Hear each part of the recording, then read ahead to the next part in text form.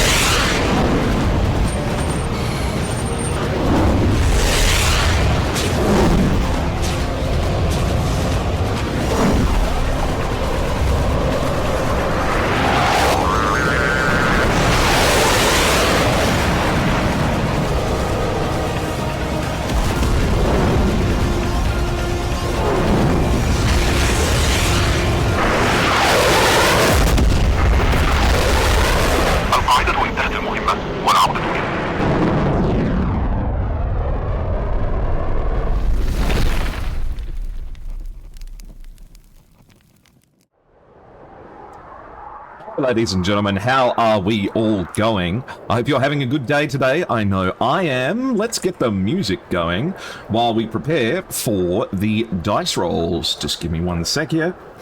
Perfect. All right, let's make it so that you can see the dice rolls as well, so that we can ensure fairness. Today's match will be taking place on the Caucasus. Okay, you can see it. So it's 6 for the map. 3, 2, 1. We have map number 4. Okay, and we have 2 more coin flips to do. So we do a 2-sided dice. 1 is heads, 2 is tails. 104th has selected tails. This one is for choosing starting side. 3, 2, 1. That means that PTF picks starting side, and 3, 2, 1 means that PTF gets to pick whether that's ECM or no ECM. I'll pass that information over to the teams now as I restart the server.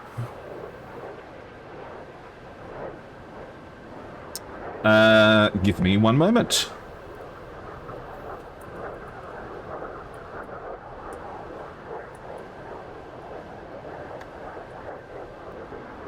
And I just have to check my list here to make sure I get the right one. That is map number 4, which is Clear Winter Day, Tbilisi versus Sukumi. A great map.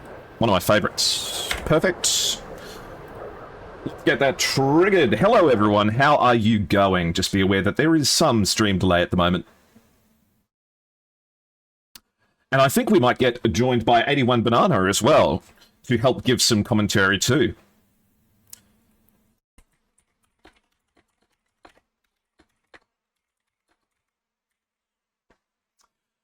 Okie dokie. Just have to type some messages out to the players. How are you guys all going today? Who have we got with us? We have Crafty Chris, Webplane Chew, Spaceman, Rooftop Korean, King Bailout, DXina, Webplane Chew, 2 Sim Gaming, Middle East West, 104 Fallen, Skitsy, good to see you. How are you going? You predict Phoenix is going to take the day. Hello. Alright, PTF picks starting side and ECM. No ECM. Alright. We'll let the players know, and we'll get ourselves a quick look at the map as well. There is a lot of stuff to get started in the background. This is a fairly complicated process, and the fact that it goes so smoothly is good. Okay, PTF has selected ECM be enabled. Now, are we capturing everything here? We are, except that I'm a really big airplane right in the middle of the screen. Let's get me out of the way. Perfect. Let's get some more upbeat music, huh? What are we thinking? Classic rock. That'll do.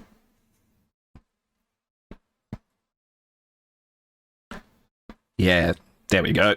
Perfect. So, how's everyone going? Let's say hello to 81 Banana as well. Just let me switch my voice settings here.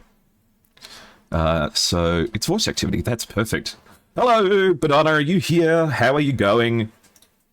Hello, my friend. All good.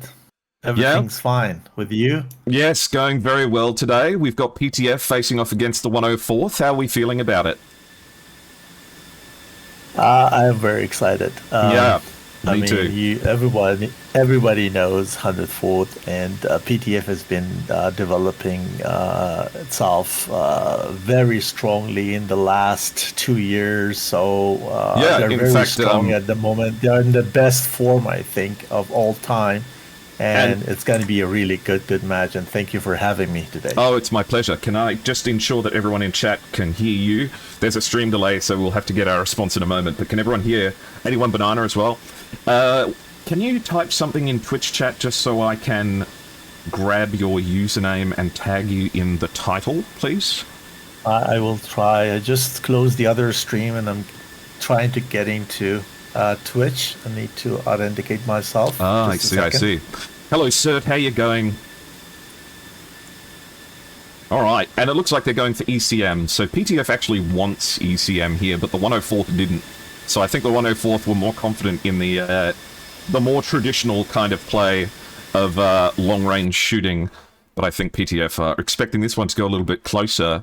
Looks like we have 3 F-16s, 1 F-18, and 1 F-15 for PTF at the moment. We hear both. Perfect. We can hear him. Great.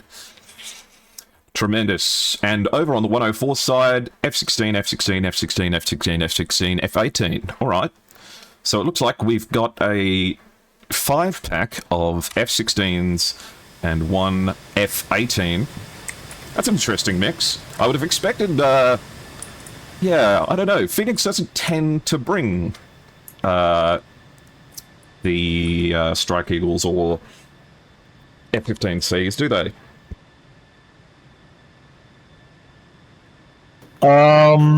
I can't remember.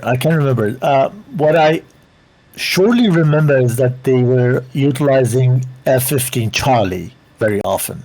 Yeah, I was going to say, I feel like they... Whoops. I just lost connection to the server. Are you in the server at the moment? I just tried to get in as a game master, but it also kicked me out. That's weird. Let's see if we can fix that up. Whoops. There was a lot ATC update. Oh, I see. Okay. And yeah, the servers are not visible at the moment in the multiplayer list. All right. Yeah, AlphaGator has said that he's just restarting the server to install a lot ATC update. So thank goodness that we have the support staff available to support things. Looks like we've got every... He is gold. He is good. He is good too. But man, they're just... He's more than that. They're throwing everything at us today. They don't want SATAC to happen today. Lovely guy. He is. You don't have a Fugi, do you? Do you know what a Fugi is? No. Not really. Okay, no worries then. Go ahead. No, I was just going to say a Fugi is a little icon that lights up when you're speaking, so people who know who's speaking. But okay, yeah. Now I know what you mean. Yeah. I need a banana one, you know. True. You need to help me making one. Hamster power servers are not reliable. It's not a server problem. It was done deliberately. So let me see when the servers are back, and then let you know when they're up again. Yeah.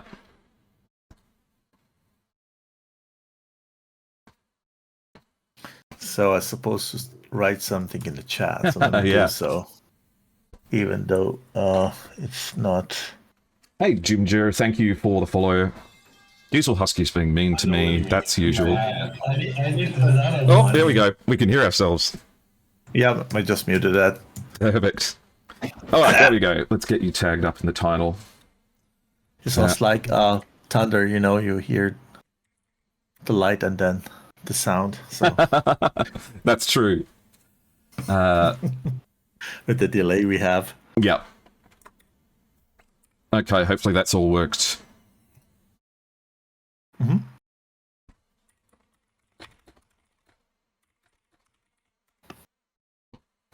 Yeah. Cool. The servers are starting now. Gorgeous. Well, thank you very much. Yes. The blue blur.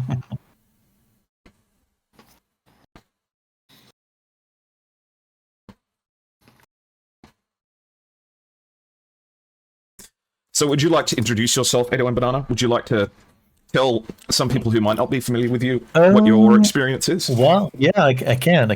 I'm actually residing in Germany. Originally coming from Iran. We do have a small team also within DCS, which is pure Iranian, TFS 81, and that's where the 81's coming from. And I do DCS, I think, 9 years now. Mm-hmm. And prior to that, I was flying other sims, so for around about 40 years now, flying sims. At some point of time, I found DCS and moved over to DCS, mainly flying F-16 at the moment. Mm-hmm. Because the Tomcat is not competitive anymore. No, so not as much as it used to be. 2,000 hours in front cockpit to F-16, and since then flying F-16 and also Apache, and waiting enthusiastically for Eurofighter to come. Yeah, the Eurofighter is going to be fantastic, and it's going to be interesting to see what it does to competitions like SATAC. Whether or not we'll have to limit certain weapons, like maybe the Meteor comes out that's just got an effective range of like 80 nautical miles, and it's just like, oh, we can't let this happen. Yeah, it's kind of. I think. I mean, we need to wait and see, right? But Eurofighter itself is a beast. We need to see how it's going to get deployed and how get implemented in DCS environment.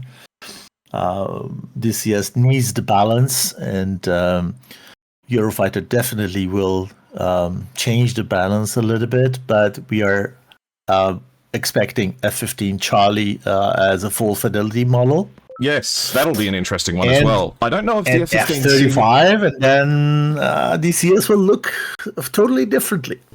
Yeah. Does F-15C that we're getting, does it have data links? Do you know? It must do, surely. It's gonna get data link, and it's gonna get full fidelity, and that's gonna be a tremendous jet to fly. You know, strong engines, strong radar, loads of weapons that she can carry.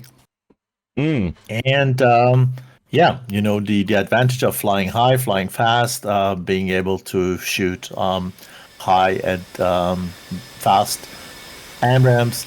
That's going to be a game changer. And we need that, because if Eurofighter comes with the Meteor, we need a little bit longer range missiles on the other side, on the other either NATO or non-NATO jets, to be able to cope with, you know.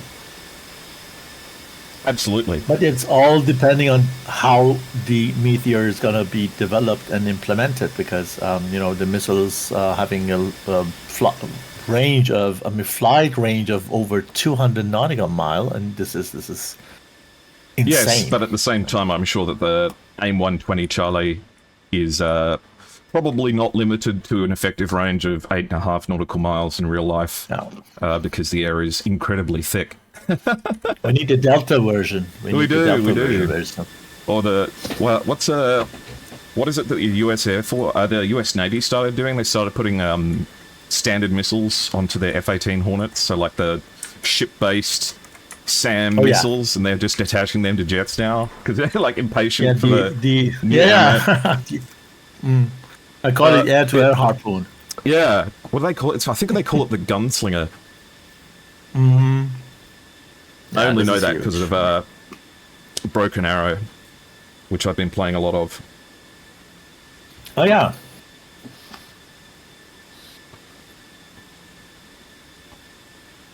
Okay. There we go. Looks like 104th is all skinned up as well. Black and gold. It's an iconic look for an iconic team.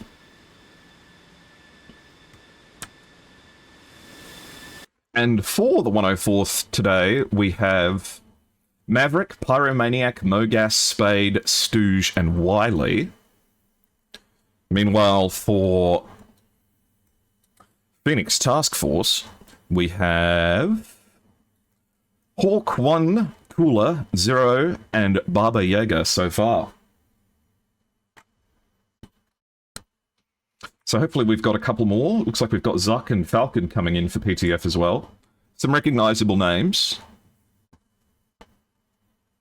Especially Maverick, Pyromaniac, Mogash, Spade. I mean, all of these guys, you know, you quake in your boots when you see them on multiplayer servers because you're like, oh no. Oh no. You know? Yeah. There's who's who.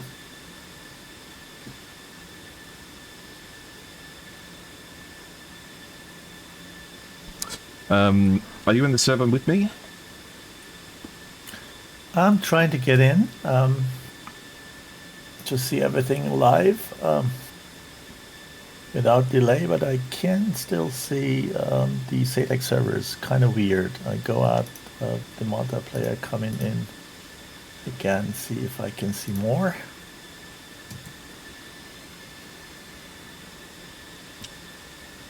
Oh yeah, now I can see and join the server. Okay.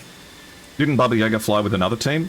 I believe that whenever PTF have one or two mercenaries from IRAF. Yeah, IRAF. Which reminds me, I forget every time I need to reconnect TACView. I know it can automatically reconnect, but for some reason it just doesn't sometimes. There we go. Rock and roll. We have everything visible and working now. Okay. Sounds good. And Stooge has their skin on too. Though for some reason it's not gone onto their fuel tanks. Oh no, we've got the I've seen the F-16s doing this and I hate it. The ECM pod on the wing pylon as opposed to on the centerline pylon. Oh no, there's a couple of them doing it as well. Oh no. I mean, it seems to be a valid strategy, because people have been doing it more and more. But I'd be hesitant to give up so many AIM-9Ms in the current meta, just because the matches get so close. Like, just in general proximity. Man, look at F-18. Look at 104th F-18 with that load. I know who this is too. It's Wiley. Yeah, Wiley. Yeah, you see, this is what happens when you get two higher echelon teams. They start pulling out their strategies. Hello, what about Bob TV? Yeah. Thank you for raiding. I hope that you're doing well. If you're new here, guys, you're just catching the start of a SATAC match between 104 Phoenix and Phoenix Task Force. Ironically, it's the Battle of the Phoenixes here. And it'll be a best-of-5 semi-final knockout. So whichever team survives this is going on, and whichever team loses is going to sadly end their journey today. So there's a lot on the line. Is this an official competition? Well, it has sponsors and is supported by the 51st PVO, one of the longest-standing DCS regiments, alongside with a number of other organisations that make it all possible. And it is recognised by Eagle Dynamics, so it is as official seems to get within the DCS sphere, I would say. And yes, this is the first round. The round counter is in the top left, and it is a best-of-5, so first 3. Means that we're going to get a lot of very interesting flying happening today. Yeah. We're to get drinks and food.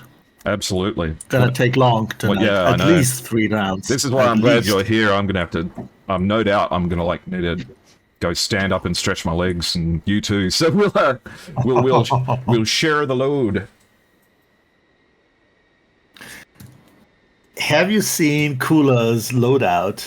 I don't know if it is final, but I haven't actually looked at what any of they're bringing. What very brave. He's taking only center tanks and oh yeah, just don't believe in taking more missiles with him. So he could take 2 more pylons and at least 4 more missiles with himself. Yeah. But, this is a high altitude loadout for the F-18. The thing is that I don't know if the fuel economy of the F-18 changed or something, but I think they're deciding that this is like, if we're going to shoot at range, we need every bit of speed that we can get, and the F-18 can be a bit slow. So maybe the drag on those pylons is huge. Getting rid of every pylon that you can is definitely the meta at the moment. In fact, let's have a look at what this F-15's bringing. Well, but it's always the thought, am I taking advantage of being able to take more missiles with myself, or I do what I can with less number of missiles and am lighter in that sense and more agile and so this is difficult with F-18. I would say F-16 has no more choice, right? It's only matter of taking tanks with me or not. But with F-18 is always very difficult to set the loadout. You need to consider that 104th is a very, very flexible team. Yes. So they are not following one single pattern. They can grinder to death. They can be aggressive.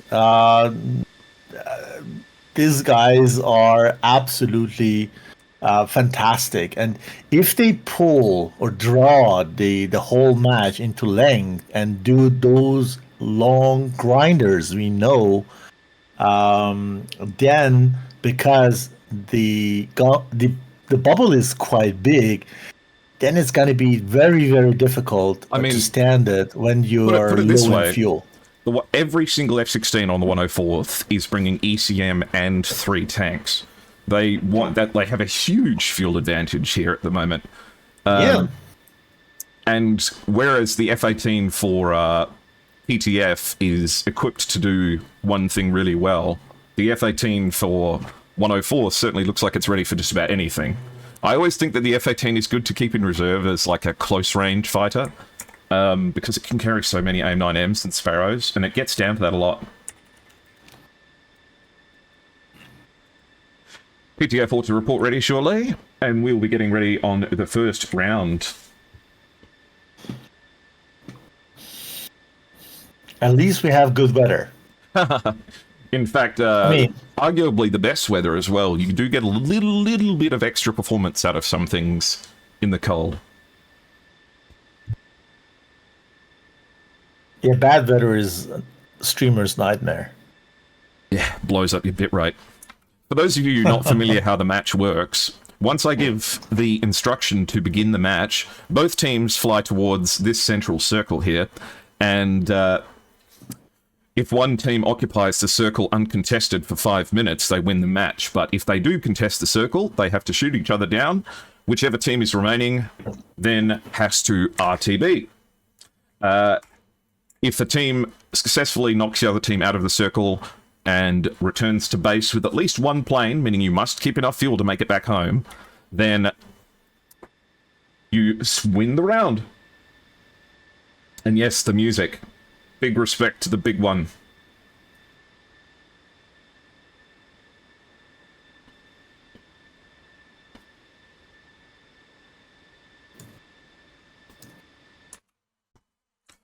I wonder if I should use the altitude view or satellite view. Do you guys prefer altitude or satellite? I know most people prefer satellite when it's summer, but I think in winter it gets a little bit tricky to look at.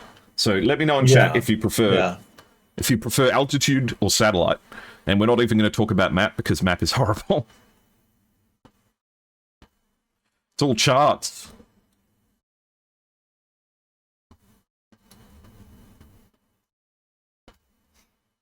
I'm sure it means something.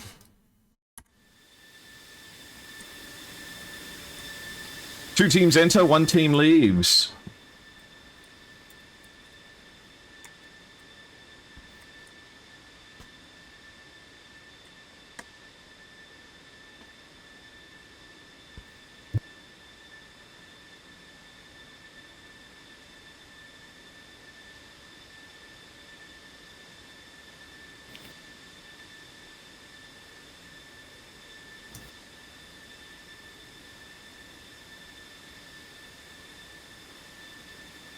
So you said that you were located in Germany. Whereabouts? Southern Munich. Oh, I see. Yeah. Very close to the Alps.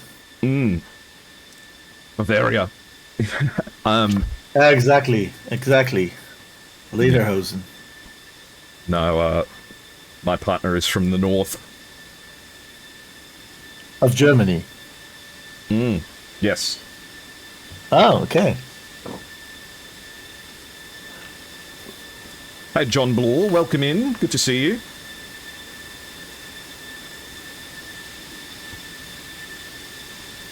"104th Fallen," flexing the first class seat.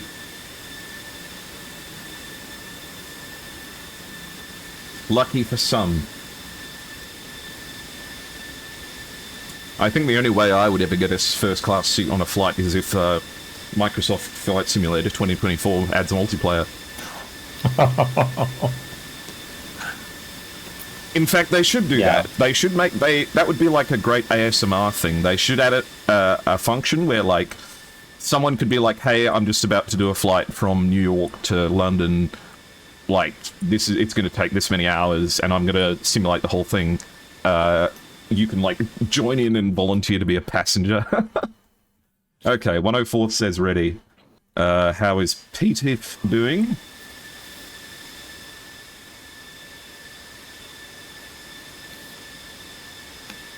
Lurking for a bit while you're working? On a Saturday, John Ball? On a Saturday? Looks like they need a reserve.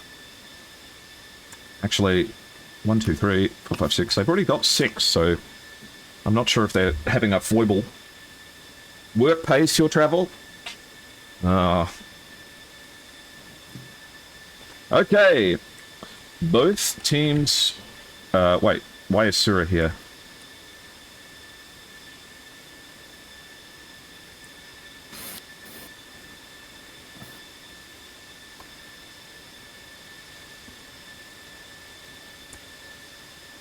Okay. Both teams ready. Get set. 10, 9, 8, 7, 6, 5, 4, 3, 2, 1. Go, go, go. And I misspelled it really badly that time.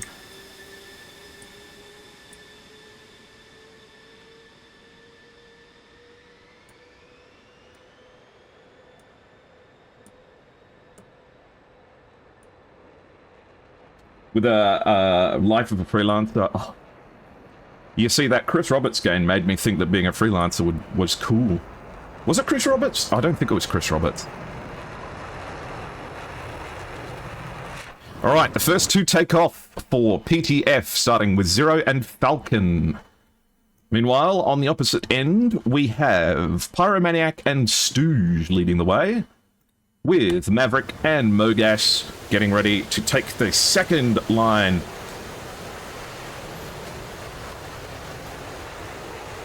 I'm going to throw up a poll in chat.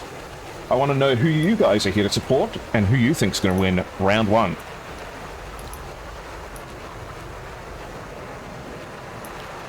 May the weather one win. Yeah, I mean, what do you think this time? I would say that I'm biased. You're biased towards who? I'm biased. Both teams. Yeah, yeah. Oh, I see. You can't reveal your allegiances. I don't know. If I was going to go off pure stats, well, let's have a look at the stats. In the schedule. Yeah, we can. Oh, we have a poll already. We do. I've run a poll. Okay. So, let me just find. So, 104th, 4 matches. They won every single one of them. They know no loss. Yeah. PTF, on the other hand, let me see. 3 wins and 1 loss. So going off pure stats, we have the undefeated 104th facing off against PTF, which has tasted defeat so far.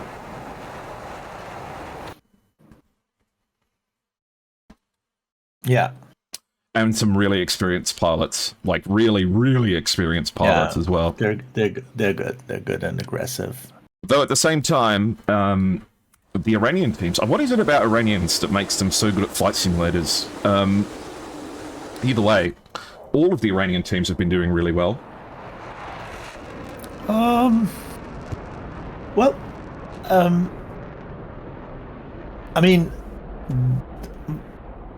the general difficulty is that we're fighting with some other things than DCS environment. Yeah. We'll say there are so many issues that the teams out of Iran are suffering from. One is internet connection, and they need to use VPN, and whole disconnects, and been just away from DCS training competitive for months just because things happen, and then internet breaks down, and the bandwidth goes down, things like that. So I think the major thing that Iranian teams, because most of the pilots are sitting in the country, and maybe a small portion of them are living abroad, is that they can't guarantee the continuity of their efforts and training, and this is the big issue. But nevertheless, there are lots of good pilots and potential. Yeah, definitely. interesting in the way that you put it. It means that to be a DCS pilot in Iran is a real labour of love. You've got to be really passionate about it because it's not easy. You need to be able to suffer a lot. Yeah. Well, PTF is Pakistani. Yeah, and they have 2 Iranian pilots. They have 2 Iranian pilots as well. Today, they have Hawk One and Baba Yaga from the IRAF. I was just commenting on the fact that they were with them as well. PTF as well is a great team. I think they've demonstrated themselves as getting better and better and better over time. I remember watching Zero throughout multiple SATACs at this point, and is definitely someone to keep an eye on. Definitely carries their own, holds their own in SATAC. If victory isn't the goal, then why keep score? Yeah. Of course, to note in this is that they do not have data link. They are GCI supported at the moment. So A50s have stepped in for the E3 Sentries. Yeah, definitely an advantage for F-15 at the moment in the final stages. Yes, because, at least there is a GCI and there is no AVAX, but it is I think what they can compensate very well with the GCI. Okay, they're both entering the circle now, and they're 110 nautical miles separated. Looks like PTF are the first ones to get in there, and they are steadying out. We love you, Fallen, you first-class flying buster. That's a message in chat.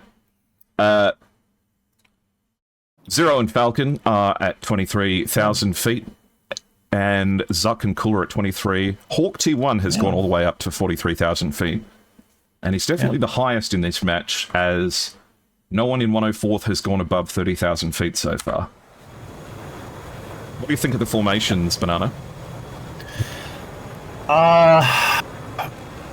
You can't recognize anything here. I think they're not very much concentrating on how the formations look like.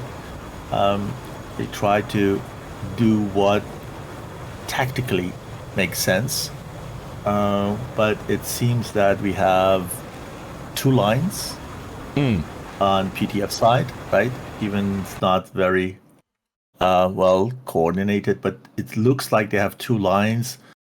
One is gonna be the first row and probably faking some shots, and the second row is gonna attack, I think, with the F-15C. That's what I think. And you see that 104th is not hurrying. They're not pushing.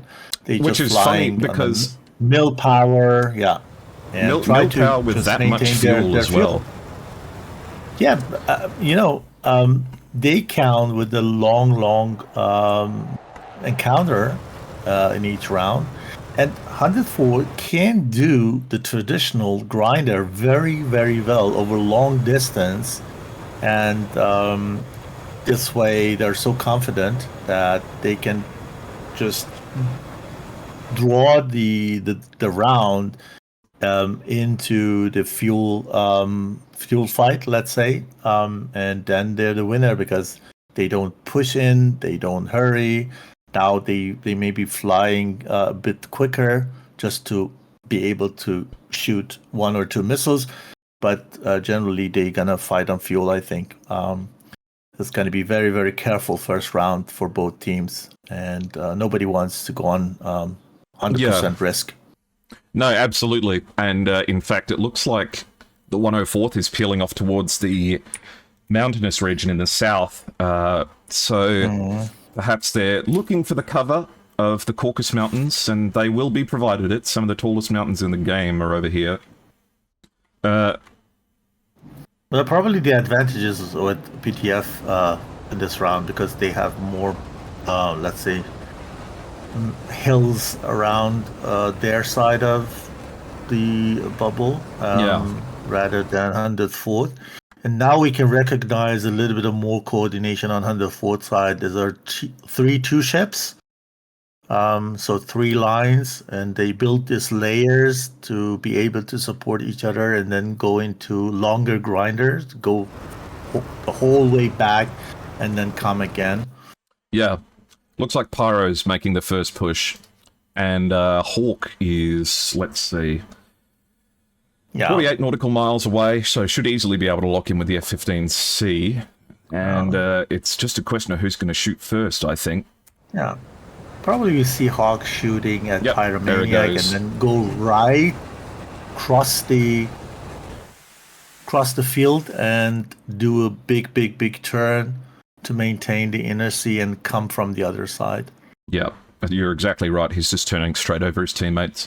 Pyro not feeling the need to respond to this one yet. The missile going up to about 60,000 feet. I'm sure with Hawk turning away like that, they will expect a missile in the sky, even if they aren't getting warnings for it.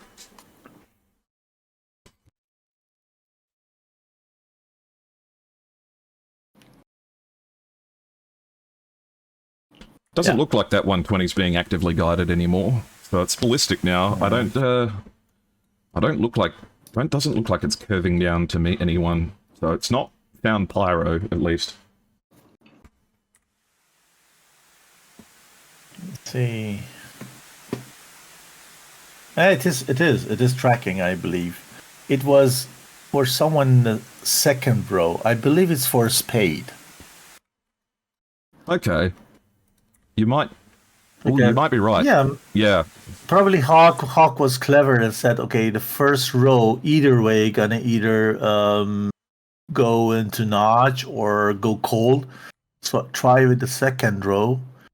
And these guys saw it come in. Look at that. They see the missile come in, and they see that it's not for them, and give Spade heads up, buddy, it could be for you, because he couldn't get that RWR from that distance, and only Spades goes cold. This is fantastic. It's switched, though. It's switched from Spade to Wiley. Or it was for Wiley, because the missile found him there. Yes. And then decided to go for him instead of for... Yeah, but either way, it's a miss. Swished right past Wiley's cockpit, but didn't look like it lost the track at the end there. Stooge has fired a 120 towards Falcon, who's defending at 10,000 feet. So we'll almost definitely get away from that. That shot at over 15 nautical miles. Baba Yaga firing at Pyromaniac as well. At about... Oh yeah, that's a good shot. That's a good shot. 12 nautical miles. Pyromaniac might be in trouble here if he doesn't start defending now. Yeah. That's a good one on Pyro.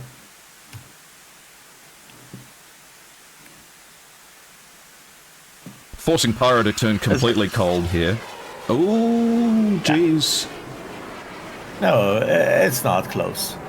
No. He's doing some serpentines and pulling Gs, and the missile is tired. And nice work on sticking to the rules when it comes to rolling as well. Oh, Stooge is pushing low and pushing pretty very hard. Close. He's 7 nautical miles to Kula as well. Yeah.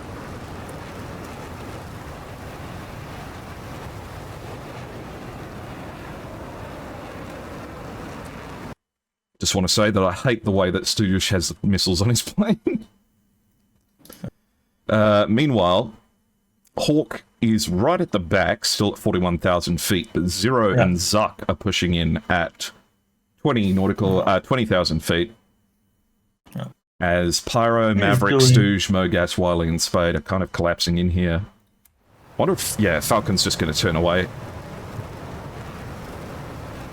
Yeah, the F-15 Charlie is doing her typical, would say, pattern.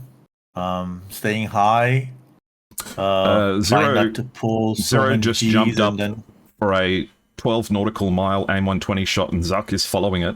Maverick's going to have to defend hard here. I think he'll get away from it, but the second one might catch Pyro off guard. Pyro will know it's coming now. He's okay. Yeah. He's okay. Fly 90 degrees to the missile. He's quite low. He has enough space to nose down and pull the missile into the ground, so he is good, I think. Yeah, he's just got to notch it. And there it goes. Clean as a whistle. That's how you defend a missile. Nice. Baba Yaga Yeah, and see? Mogas trading shots here. Stooge is also very close. Stooge could actually pop up here and get a shot within 7 nautical miles of Baba Yaga. Is pushing right through the valleys here. Yeah. See how patient both teams are. Yeah. Stooge, having to stay cool as ice here, is doing the trench run to get right in the thick of things here. Okay, it seems Cooler. It's willing to meet the challenge. Cooler, this is the one that has the limited loadout on the F-18, so it's going to want to make all of those missiles count. No one's as high as I thought they were going to be, but it definitely looks like Spade and Mogas are chasing down Hawk. They really don't want the F-15 over the top of this fight. And he's dropping altitude for I don't know why. And Spade has definitely the plan. Yeah, I was going to say, when was the last time you saw an F-15 running away from an F-16 at 35,000 feet? Zuck with a close-range shot, 8 nautical miles towards Pyromaniac, who fires back. Both of them turning as cold as they can. Yeah. Both are good.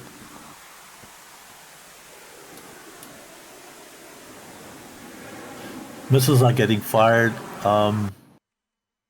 from a bit bigger range. I reckon Stooge is going to shoot at Baba Yaga in a second here. This is actually dangerous for Baba Yaga, because Stooge is falling right on top of him. This is deadly. Baba Yaga needs to do something very badly here. Yeah, he drops the altitude. You need to be quick. He needs to turn right. He needs to turn right to notch it. No. Yeah, not left. Yeah. Turning left make it easier for missile to follow. Okay, that was surgical. Stooge, I think, just having better info there than Baba Yaga. Spade and Hawk are still mucking around, but Spade's ditched a lot of altitude. But I don't think he shot anything. No, he's still fully loaded on missiles. Cooler's chasing down Stooge now. Only 8.5 nautical miles separating them, but Mogas at low altitude is setting the trap for Cooler to fall into. Zero defending against a missile fired by Maverick, with the one fighting exchange, definitely going for the train. Yep.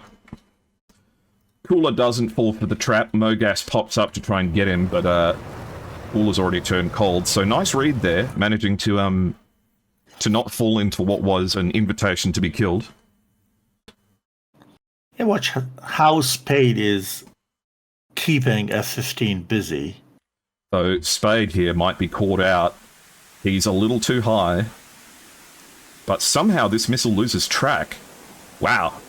Got lucky there, because that missile had a lot of energy potential, especially at that high in altitude. Good defense. Spade fires at Hawk. I don't think Spade's missile's going to get Hawk, but it really is there just to cover Stooge and Mogas. Yeah, but he is out of service now.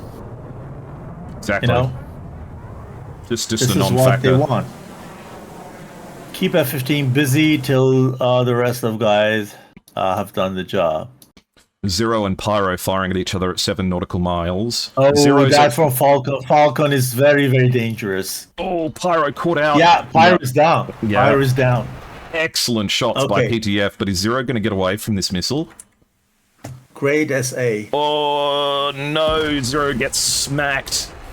Pyro takes him out from the grave, so that's a trade. Stooge defending against the close-range shot here. This missile skimming right along the treetops. Ironically, you do want it to do that at this altitude, or else it will hit the trees. Stooge defends it. It goes stupid. So it's a 5v4. I believe Kula is the next one. You think? Spade does have an altitude advantage, but the question is, he won't know where Kula is, though. He'll have a general idea. The GCI does. The GCI won't be able to see down into that valley, I'm sure of it. Missile towards Zuck, lots of potential here. Goes I straight think for the Mogas terrain. and Space is gonna sandwich Cooler soon. Well, Falcon and Wily are about to merge here. Missiles exchanged at short range. Wily gets splashed. Yeah, shots from Mogas on Cooler. Falcon got away with it. Falcon got that one for free. Cooler is very close to this missile, though. Gets Cooler impacted down. by it. It's a... I can foresee. Falcon and Stooge are right next to each other, practically merged. Stooge is about to fire here. Fires his last missile. Turns into it, gets the aim 9 in response. Falcon's aim 9 can't turn hard enough to make the kill. Zuck is going to... Zuck is about to turn in on him, though. Zuck is at knife fight range with an aim 9. It comes off. Flares going out. Still should be down. Goes for the flares. It doesn't work. Gunfire. No impacts. But he's got no speed left. Huge jink happening here. But the reversal has happened. Gunfire going to come in the other direction now. He's firing. Impacts, but not down. Minor damage. Reversal excellently done. Zuck at 220 knots, very slow, but is in shooting position. He takes out the guy. He gets shot down, but shoots off the left wing of... oh boy. I don't know who that was. They're counting as dead now, but Hawk is about to merge with Mogas. It's a 3v1 now.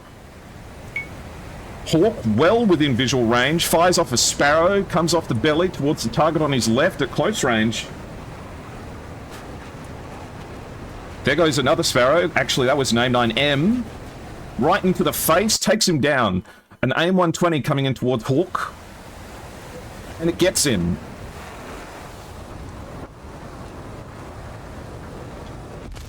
Oh, boy. So who have we got? Okay, Stooge is still alive. Okay. We don't need to do the wait for end, do we? We can just say RTB, confirming that everyone's down. Alright.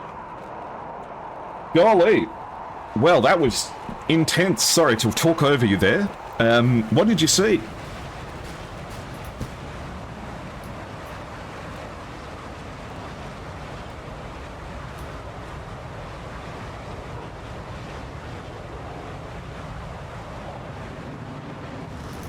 How's it going, Banana? So, question is now if they have enough fuel to get back and land, right? So yeah, judging by the way that Maverick is climbing here, I think they must. Yeah, okay.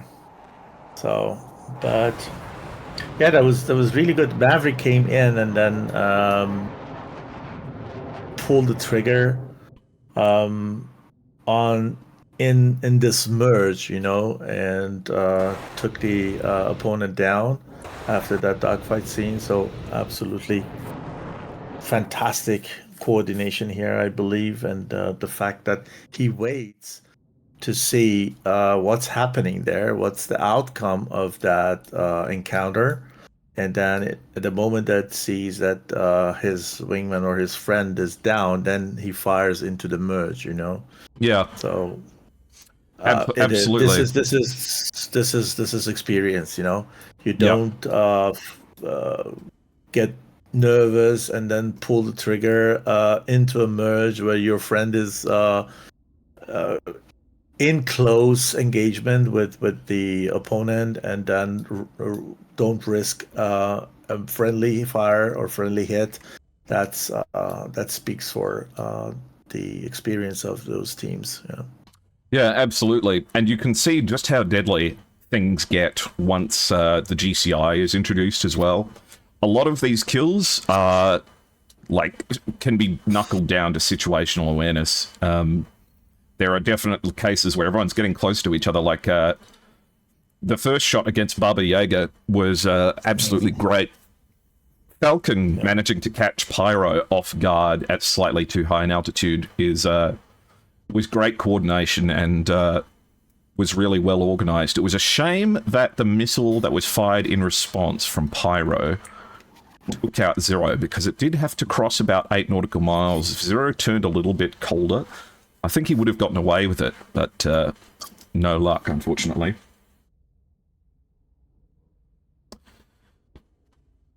close down mergers we got in the north as well were really interesting, fighting over this one small valley area as Wiley getting caught out with an aim, well, not an aim 9 actually, managing to get taken out at close range with a 120C from Falcon. But then Stooge comes in, cleans up Falcon. Zuck comes in, manages to miss the aim 9, goes for the countermeasures. And then an excellent dogfight continues. And an F-16 versus F-16 dogfight is just like who can push their airframe the hardest and the furthest. And credit to Zuck, he did actually manage to kill him just as Maverick came in to clean him up. Blowing off his left wing. And then it was just Hawk, the last one left, managing to catch Mogas at close range with an IM-9, but Spade had already launched a 120. And that was all she wrote. Wow. You just don't see stuff like that every day. They're very lucky that Spade managed to take out Hawk as well, because I think they had almost no missiles left. Yeah. Actually, no, I'm lying. Spade had loads of missiles, because he spent most of the match chasing around an F-15. It's interesting because having F-15s lurking around at high altitude is kind of the meta at the moment. Lots of teams have been doing it, especially the Chinese teams have been doing it, and they've been doing it really well. And I think it's been a bit of a test sometimes for teams to come up with a response to that, and that felt like it worked really well. Just having someone cover it off for basically the whole match, and just be like, I'll stay on the F-15 no matter what. So, yeah, interesting.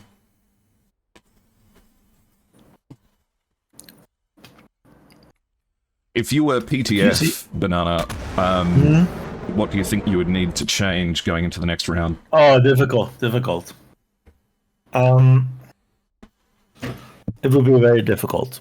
When we look at 104th, how they coordinate, as long as the balance is there, they just say, okay, we are careful with those high and fast shots from the F-15.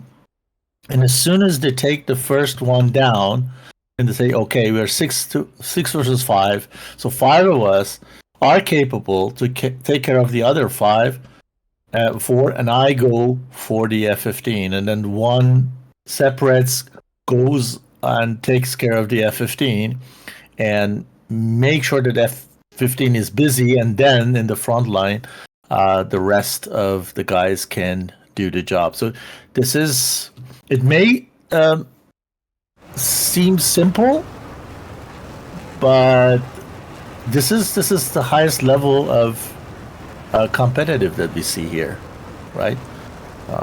And it it's really always goes to a pleasure show watching teams like PTF and 104th fighting, because you learn a lot from these teams. Yes, and what an example of just how much potential the F-16 has. Like, I don't know, when I think of the F-16, I find it easy sometimes to just dismiss it as being an unremarkable fighter aircraft, because it's just like, yeah, it's good, whatever. But seeing just how capable it was, at not only down low, but up high as well, was just insane. Yeah. Like, we saw all of the best elements of an F-16 in this match. We saw Spade dominating a high altitude fight against an F-15, and we saw PTF managing to get a guns kill on another F-16 in a turning 2-circle fight. Just a great airframe. Yeah, Craft 4Y Chris writes that F-16 might be the next purchase. Crafty Chris. It is a nice plane to have, right? I need to confess that I'm flying it at the moment, but it is only the reason that the time of the Eurofighters ETA is taking longer and longer and longer, and at some point of time I said, okay, I need a jet for the meantime, and meanwhile I should say that I'm pretty much satisfied with it. it's definitely It's just a nothing good it can't choice. do. Can do everything. And when you're high and you have no tanks, you're very, very fast. Well, yes, the one disadvantage you have is that it's a little bit thirsty in comparison to some other jets, maybe. But it's definitely, but you know, it's a fly-by-wire. If you're kind of third generation or Warbirds type, then probably it's nothing for you with that fly-by-wire and thing. You rather be more happy with F-14 or F4 probably, but for a modern jet, definitely a good thing to fly. Yeah. John Bloor does bring up an interesting point, is that the F-16 recently got its sniper pod, which does have a bunch of air-to-air functionality. Though I don't know... I saw that some of the PTF pilots had lightning pods on, but I didn't actually check to see if they were lightning or if they were sniper. And it would be interesting if they brought one over the other.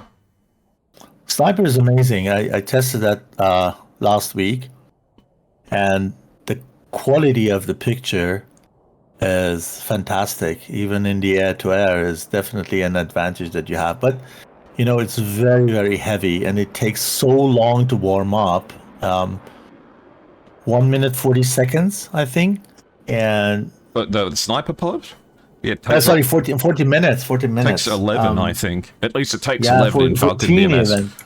And it's always the question when you just go into the competitive and how long you need to extend the go till your sniper pod is up.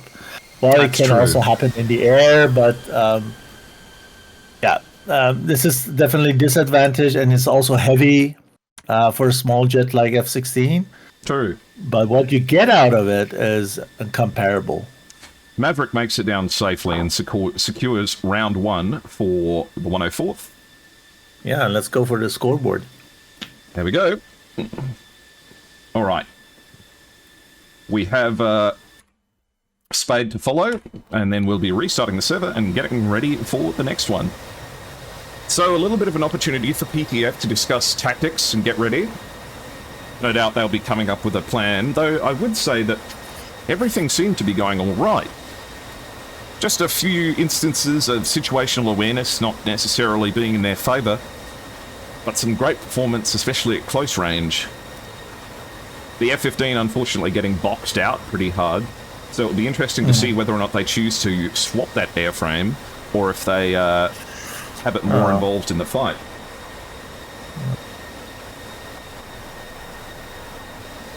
Yeah, even though the area of pilots are flying as mercenary, they have been flying together with PTF for years, so they are no outsiders. They have the ability to match and adapt to a new situation. But the question is if PTF is better than that with F-18, with more missiles to build the aggressive wall, right?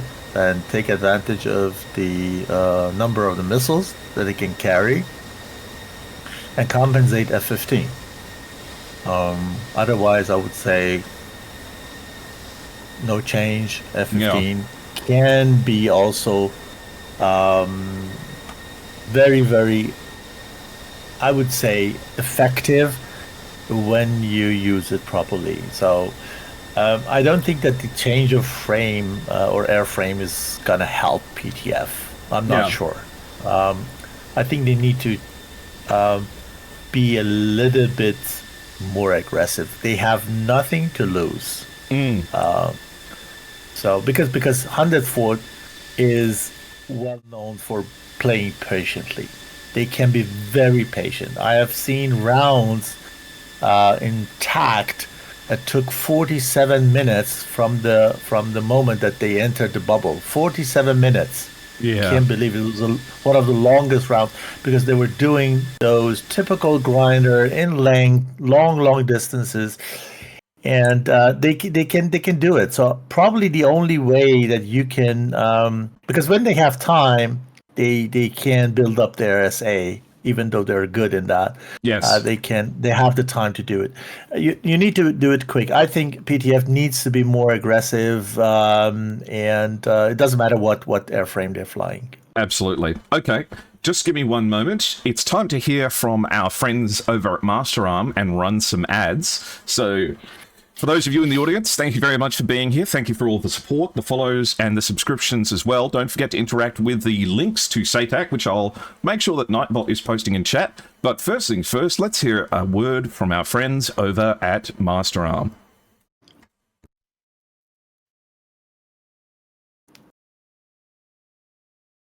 Whoops, that didn't work.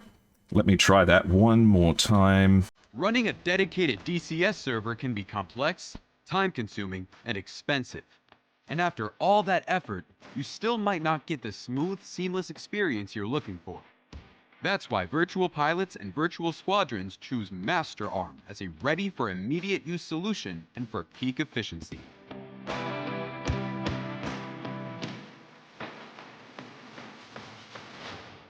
With low latency, high stability, and uncompromising performance, MasterArm ensures that every maneuver, every decision, and every shot counts.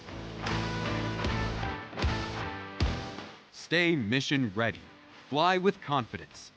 MasterArm has your six. Get your server at www.masterarm.de.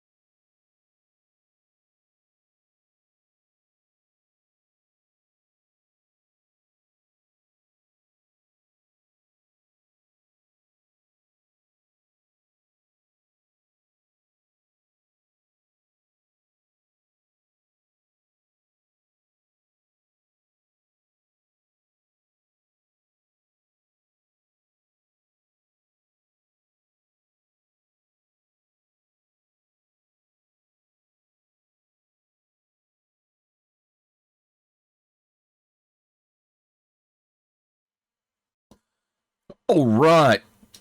Welcome back. Hello, Banana. You here? Yes, I am. Well, we've got the side switched over, and we have PTF in the north. We have Hawk, Falcon, Zuck, Zero, and Baba Yaga so far. Still with the F-15s and F-16s. Yep. Meanwhile, over on the other side... Sorry. The song that I'm listening to has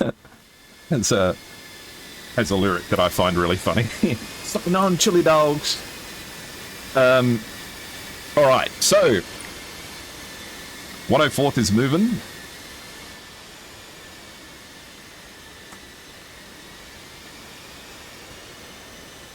Yeah, probably an F-18 is gonna join PTF soon. You just disconnected. So I believe we're gonna see one F-18, 4 F-16, and 1 F-15 on the red side now. Looks like it's going to be 5 F-16s and 1 F-18. Just like last time for the 104th. And Wiley in the F-18 bringing an equally disgusting loadout.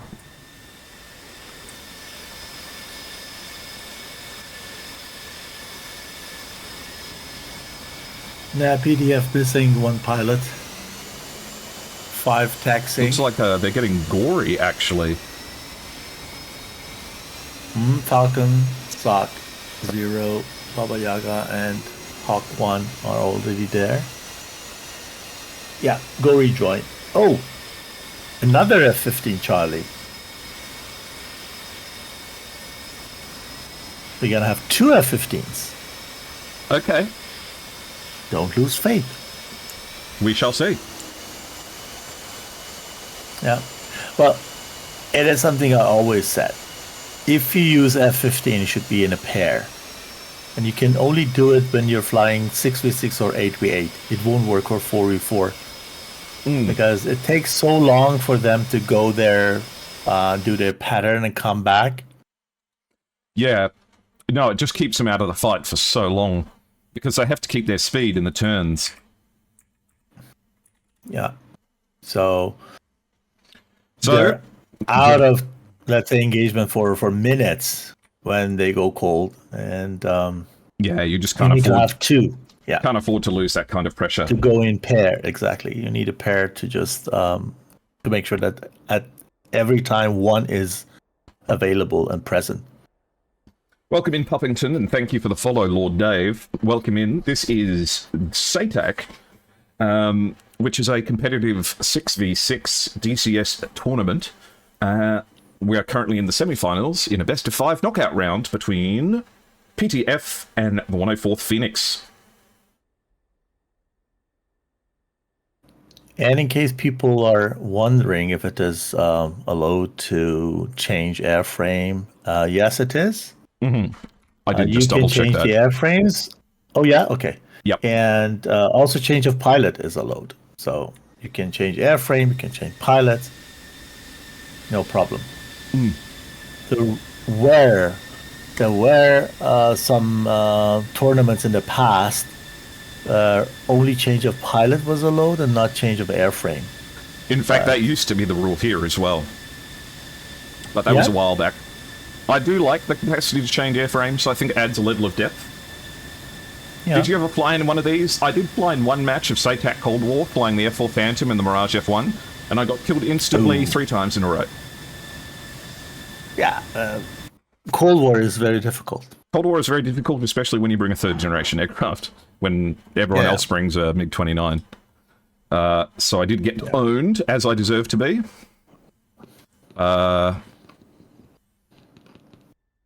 Just having a look at Gory here. Looks like he's got too many missiles.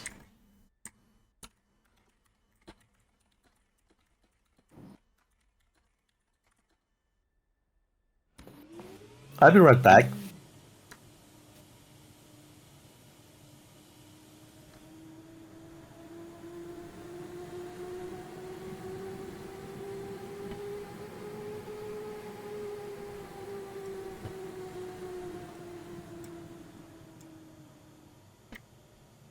Right, cool. Gory's just turning off his engines so he can take off his MRAMs. So I'm back. Welcome back. No, I just had to remind Gory not to bring too many AMRAMs. Oh, yeah. You would love a SATAC with 3rd gen stuff? I'm certain that there is some kind of plan for it, but we'll see. The next big event for the organisers of SATAC is Persian Incident. But welcome in, everyone. I hope you're doing well. Isn't it Syria incident? Syria Incident? I thought it was Persian. I don't know. I must be wrong. Anyone with a Kiowa and stingers? How long would it take you in a Kiowa to get into the zone? So the distance between the runway and the zone is 40 nautical miles. The other team is going to win the match and land, and you're going to only be halfway there and out of fuel.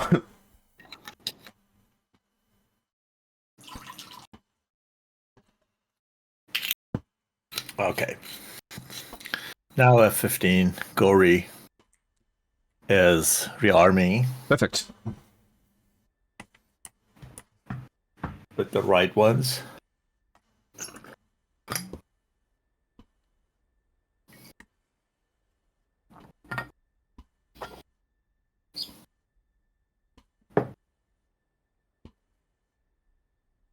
Incident. Yeah.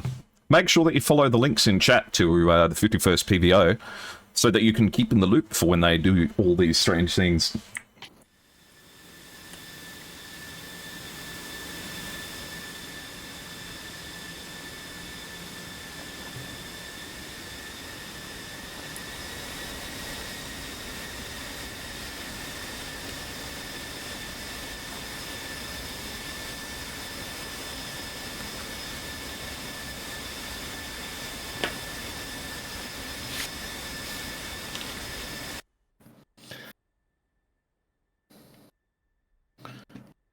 Oh. We've all read The Tortoise and the Hare. That's true, actually, but I don't know if, like... I don't think The Tortoise and the Hare applies to, like, dogfighting, you know? I think it applies to, like, gentle lessons about, like, being accepting of the differences that people have and not being overconfident, but not necessarily, like, direct teachable lessons for, like, air-to-air combat, I think. It may not have been the intent when the book was written to provide a comprehensive guide towards... the destruction of hostile aircraft and resources.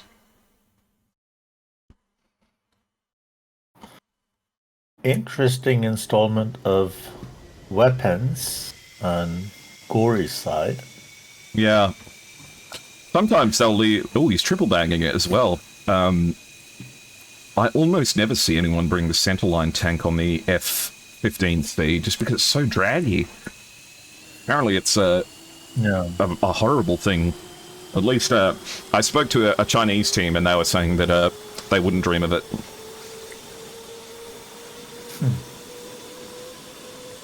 And the fort seems to be ready.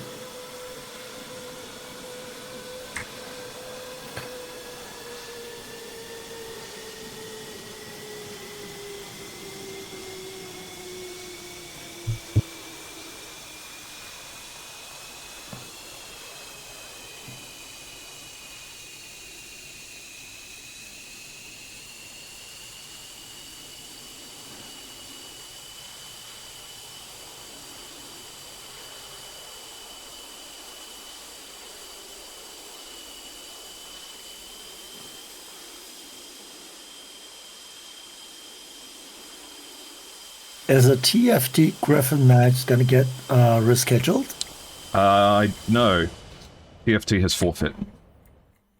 Oh, shit. Okay, looks like PTF is reporting ready despite the fact that Gory is still taxiing. I'll take it. Both teams ready. Get set. 10, 9, 8, 7, 6, 5, 4, 3, 2, 1. Go, go, go. Yeah, 15 will take off as the last one. Yeah, it'll have plenty of time to get there. They do it sectional, so till the first two elements are in the air.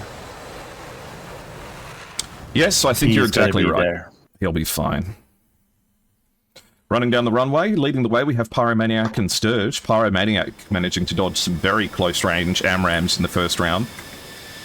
So, we'll hopefully be trying to repeat that performance.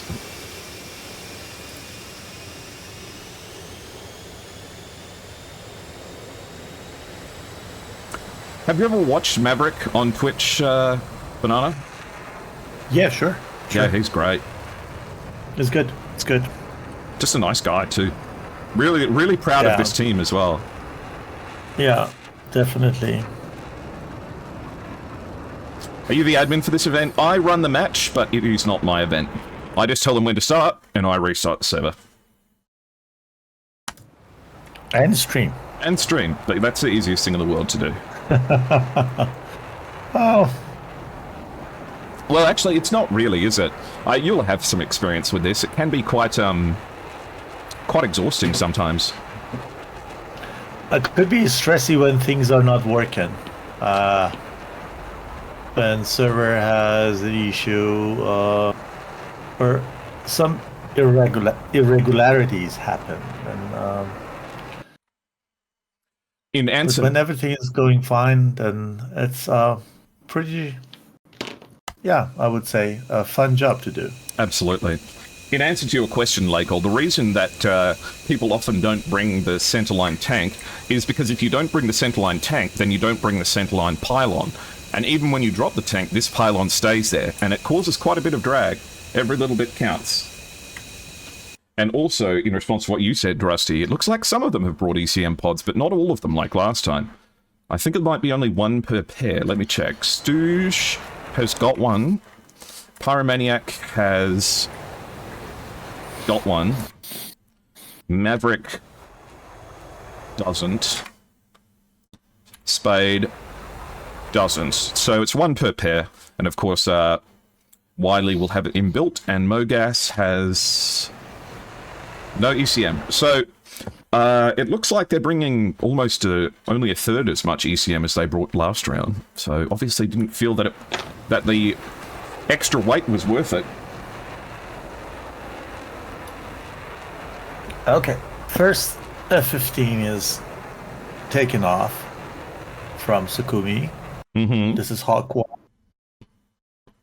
He did a good job, but he just got boxed out. Yeah. Here comes Gory.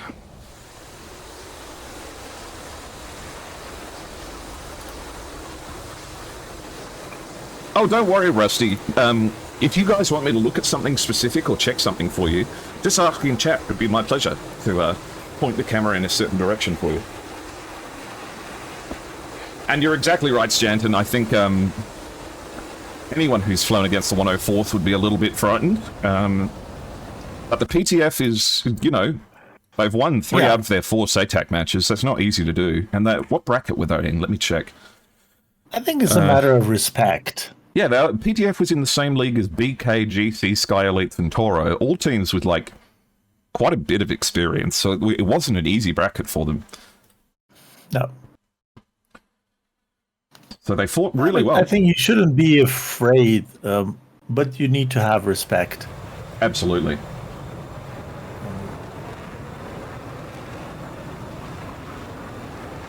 The fear numbs you. And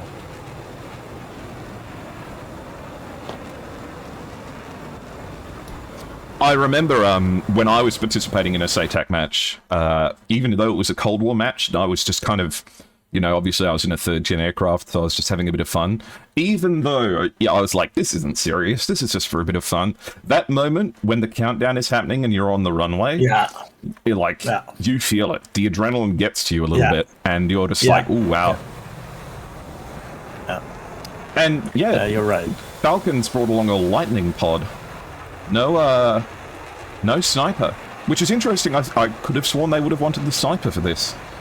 Maybe the weight is an issue. Hey, oddball. Yeah, the weight definitely, and also the time, which needs to warm up.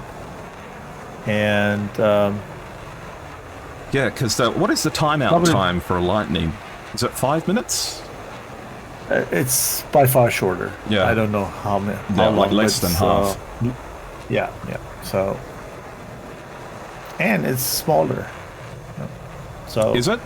You see, but you see the sniper pod is pointier, so it goes faster. I didn't do well in physics, but you know, I figured out most of it just by being an aeroplane. Stooge and Pyromaniac enter the circle at the same time as Zero and Falcon, so the battle area almost instantly contests. They're almost matched in altitude exactly at 25 and 24,000 feet. However, Hawk and Zuck are above 30,000 feet, Hawk's at 42, and Gory's cruising at 23, but climbing. The highest member of the 104th is Stooge at the front at 28,000 feet and climbing a little bit. Iran versus USA? No, PTF is an international, PTF is a Pakistani team with helpers from they're Iran. International, you're right. You're right. PTF is an international team, but they have people from all over the world, and and 104th has people from everywhere. It's a very 104th is not a national team. 104th is a competitive team, and they take the best of anyone they can find. And they've been training a lot. Yeah, PTF has started as pure Pakistani, but meanwhile they have pilots from other part of the world. I know Kula is British, for example, and SATAC is also not Pakistani. So it's a multicultural team at the moment. But at the beginning it was a pure Pakistani team. Yeah. Excellent. Looks like Zero and Pyromaniac are 77 nautical miles away from each other. Stooge and Falcon are 77 as well, so no one's rushing into the merge at the moment. Slight altitude advantage to the 104th, but it doesn't look like either team is focusing too hard on it. Gory is climbing up to 38,000 feet, but he's not in the circle yet. Yeah, he replaced Kula. Good point. In the second round.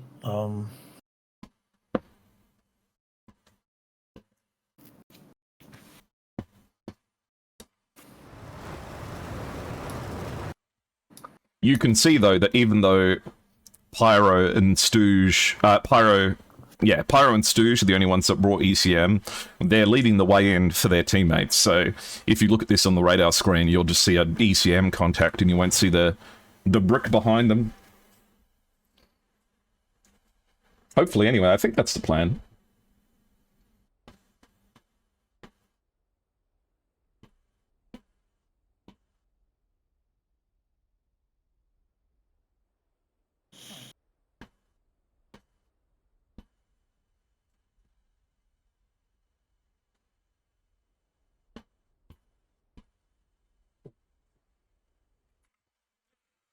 Stooge is traveling more than a bit fast. We need higher intensity music than this, even though this is a great bit.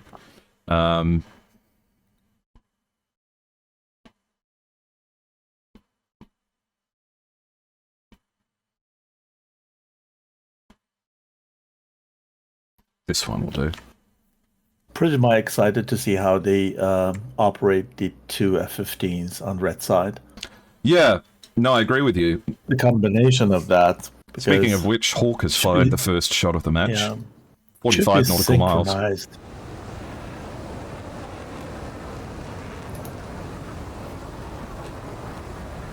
Yeah, he is 300 knots fast at 45,000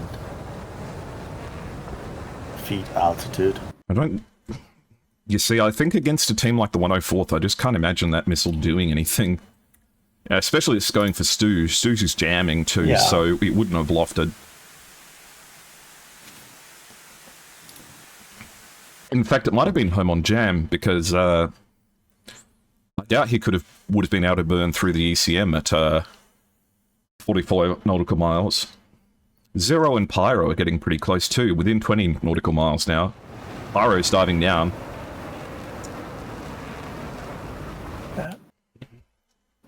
Getting quite close now.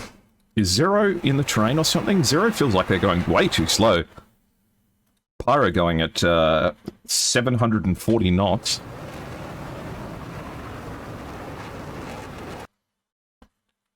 It's almost as if they can't see each other. Is this some informational issue. They're getting within 10 nautical miles of each other. Pyro fires an off... yeah, he fires off the off-ball sight 120.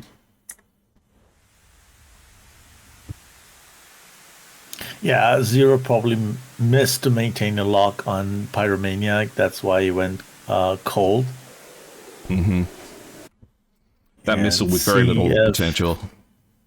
Pyro can drag him back, Baba Yaga. Or he's smart enough to shoot on Yeah. Spade and then chase Pyromaniac. I mean, he's got to know that Spade's there. If he doesn't, then he's walking straight into a trap. But this is quite obvious bait. I hope that Baba Yaga doesn't fall for it, and it doesn't look like Baba Yaga's falling for it. okay, I think now quite, they separate. yeah, quite obviously being like, yeah, this is we are being set up here. Not happening. Hawk is out of the fight again, like really, really far out of the fight as well.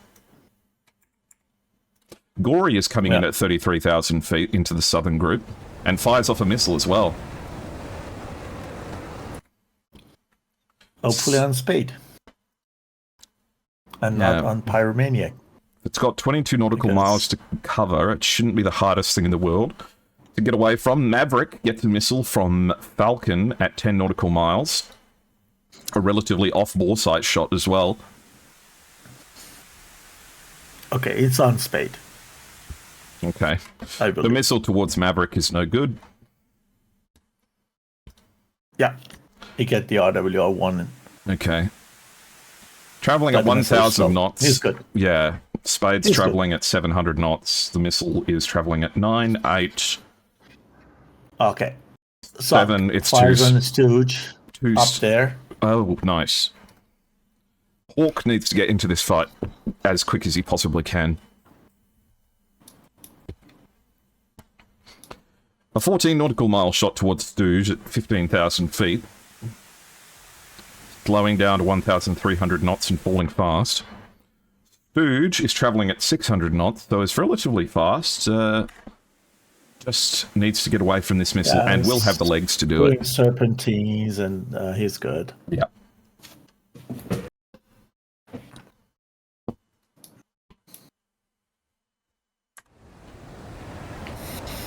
Yeah, isn't Baba Yaga the Slavic version of the boogeyman? I don't know, actually. No idea. I know that's what they called John Wick. Speaking of Baba Yaga, fired another missile, 10 nautical mile shot towards Pyro. Doing a good job of keeping these guys in the southern south turned around. Not giving them an opportunity to push out very much, but it is at the cost of their missiles over time, so there is a limit to how long you can do this. Maverick and Falcon shoot at each other. Yeah. 8.5 nautical miles. On the way. Maverick is defending. Falcon 2. And both are okay.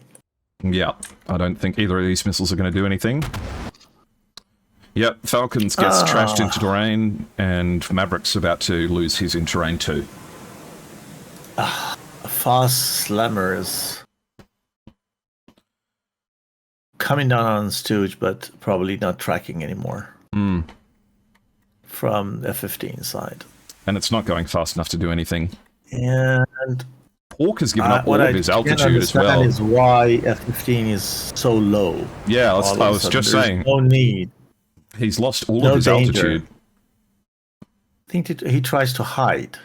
It's possible. Get closer. Maverick and Falcon shoot at each other again.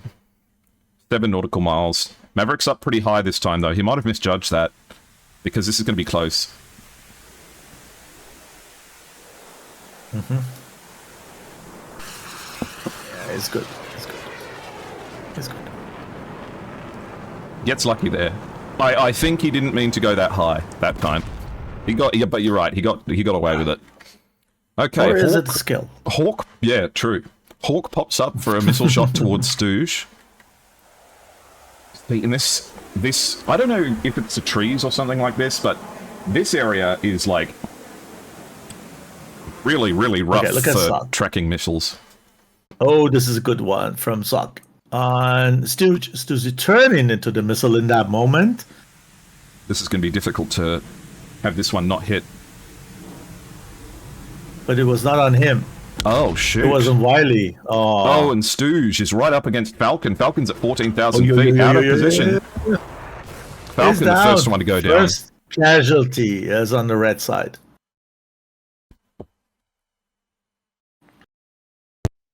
Oh, it's very close. Look at Maverick. Yeah, Maverick He can is take right down next to Zoc Zuck. and then go for Hawk at the same time. He just has to find them, that's the problem. Or Stooge. One of them. Close range shot from Zuck towards Stooge. Oh. Stooge is over the water, which is going to make this hard to notch. Impact, Stooge takes it. Yeah. So it's 1-for-1 so far. Balance is there. Yeah. Hawk pops up and fires towards Maverick at 5.5 nautical miles. This one's going to be tricky to get away from, though it looks like he might get it into the terrain.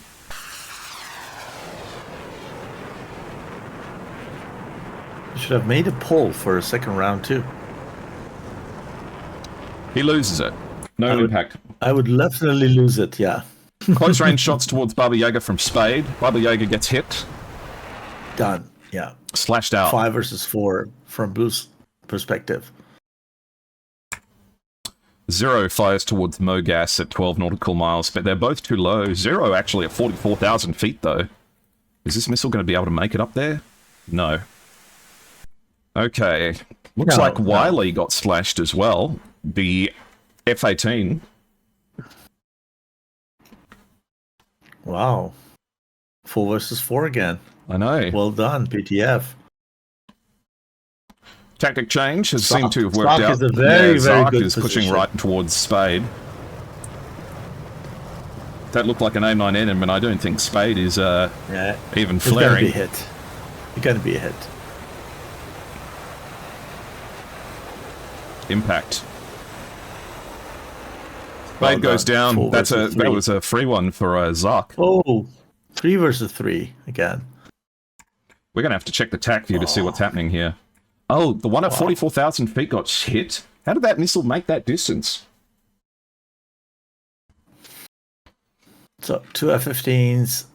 Let's check the armaments. One F-15 has only 2 Sparrows. The other F-15 has 2 Sparrows, 1 AMRAAM, and 2 Sidewinders. So plenty of missiles there. With Pyro was chasing down Zuck over here. Both at F-16 is ultra down to low IR. altitude. Yeah, Zuck down And just Pyromaniac is to on hit it. us. Zuck needs to ditch these tanks. They cannot possibly have fuel in them. He takes a Yeah, 120 should from get rid of Pyro. them. Which is not a threat. Yeah, it doesn't have the speed to catch up with him. Pyro adjusts his aim and shoots at Gory, who's coming in, but Gory shoots at him. At least this gets him off Zuck, but Gory's takes it right down the nose. 3 versus 1. Down goes Gory. Oh, it doesn't look like. No, there's a merge between Hawk and Maverick at the moment. They're shooting at each other with guns. So this is an F-15 versus F-16 dogfight here. Maverick managing to keep it out of the trees, but is now in the defensive position against this F-15, which still has Sparrows, but the F-15 is turning the wrong way. The F-15 needs to break left. Yeah. He's defending really hard. Oh, he's They got an didn't see AIM-120. him. An AIM-120 coming from Mogas. Mogas with the perfect support to help him. The AIM-7 fight in response is not going to hit because the radar that was guiding it is no longer of this earth. Perfect support for Maverick by Mogas. Just earned himself beers from the boss, I think. Have you ever noticed Maverick is always there when he's needed?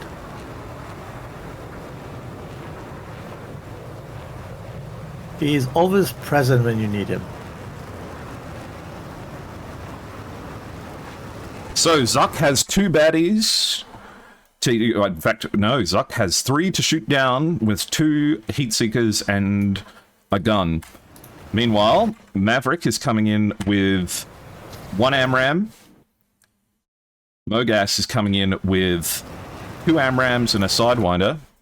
Pyro fires 1 AMRAM. Maverick fires 1 AMRAM. 1 AIM-9 comes off from Zuck towards Mogas, but it goes for the countermeasures. No impact, and Zuck gets splashed.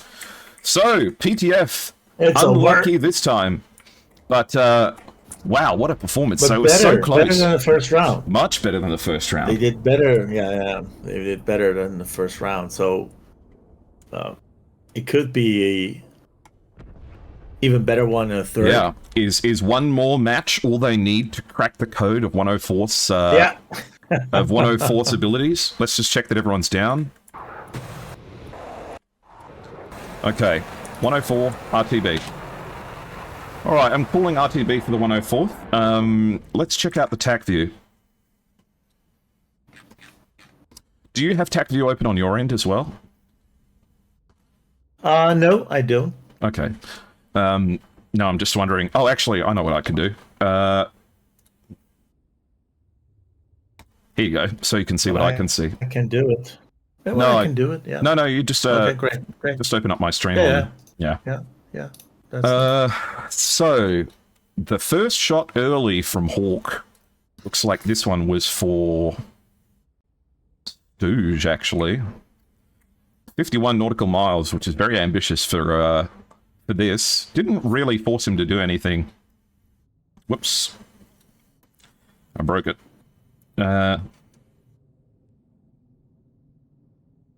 But this fight in the south felt quite messy. Zero, Baba Yaga, and Gory managing to keep Pyromaniac and Spade relatively away, but at some point here it stops working. Let's see.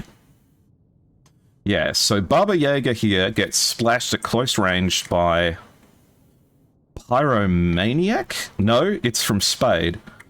A 7 nautical mile shot, high to low, and he turns right into it. So, yeah, that was a tricky one. This shot towards Zero, I clicked away from it when it happened because I didn't think it was going to hit. Because Zero managed to get his F-16 all the way up at 42,000 feet or something like that. And look at this. He's at 43,000 feet, totally cold against this missile. But because he's so high up in the sky, the missile's not losing any speed. We're going to have to check at what range this was fired. But it actually manages to catch up with him at 35,000 feet, and it's still traveling at Mach 1.3. And that was fired from Mogas, actually. Mogas, kind of the MVP of this one so far, managing to save Maverick at a key moment and shoot down Zero at super high altitude. The loss of those two pilots definitely felt. Meanwhile, let's see what kind of silliness we got happening here with Maverick. So Maverick and Hawk fire at each other at deadly close range. Maverick manages to get away from the missile really cleanly. Pauses to do a little bit of aura farming. Managing not to catch the AIM 120 as he does. Oh, look at that. Okay, that's stunting. Look at this. Maverick, never change. Look at the loop-de-loop, shoot behind yourself and keep looping maneuver.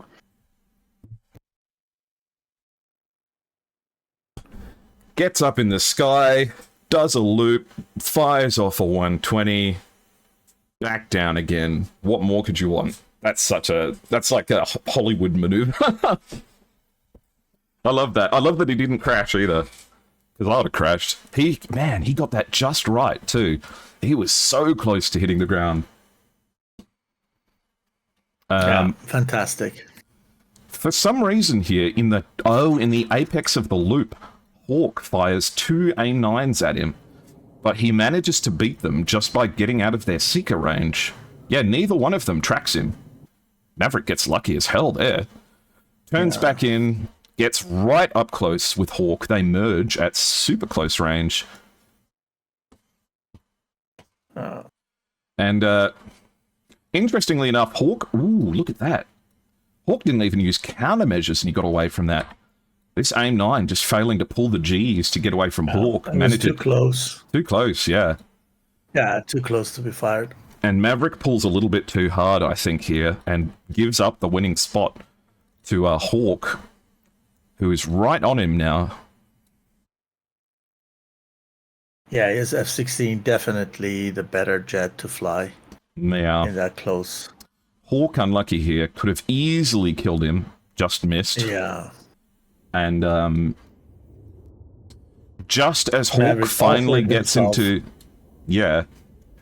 Hawk, certainly, you see, this was the exact moment where Hawk needed to fire to kill Maverick. But you can tell that this is the exact moment that Mogas lights up his radar warning receiver, because he starts dumping countermeasures and freaking out. When... To make the most of his digital life, it would have been good if he could have just splashed Maverick in the time it took for that 120, but he changed his target and goes for Mogas. Fires an aim 7, which would have killed Mogas if he could have kept guiding it, but no luck. Oh, I'm sorry, I'm not showing tactic. I talked through all of this. Sorry, guys. Fuck, man. It was just me. Anyway.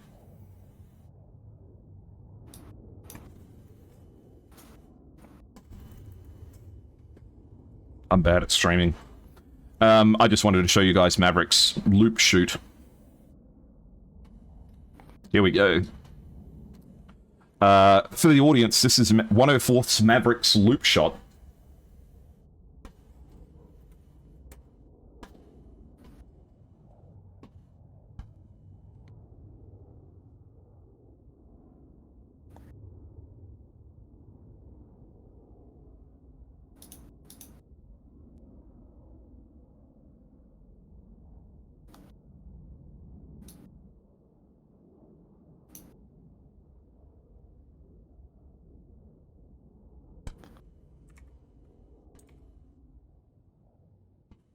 But a great shot from Maverick here.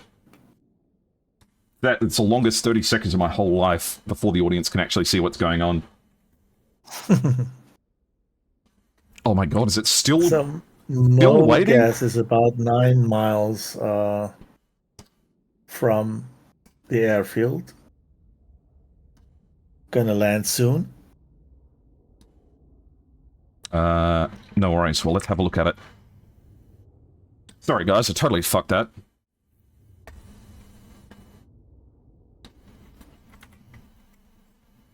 But yes, Mogas is getting to final.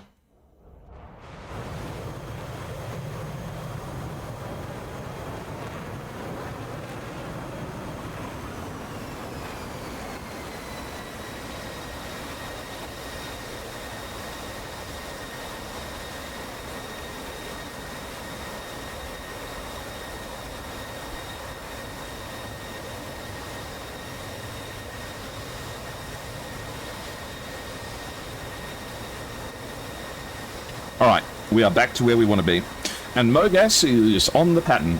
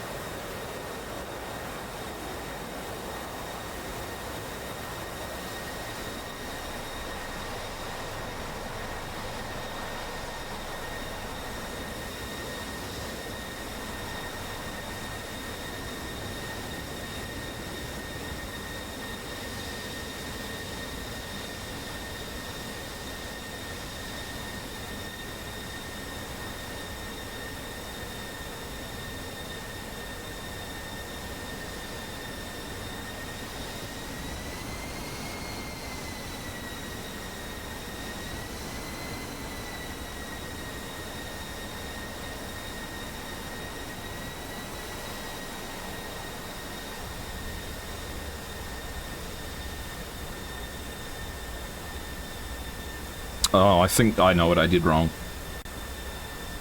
Stream kind of blew up a little bit because of streaming on Discord as well, which I didn't think about, but that's okay. Alright, Mogas is down and safe. So, time to add another check to 104th's progression. But this is a best of 5, so we are due for another round.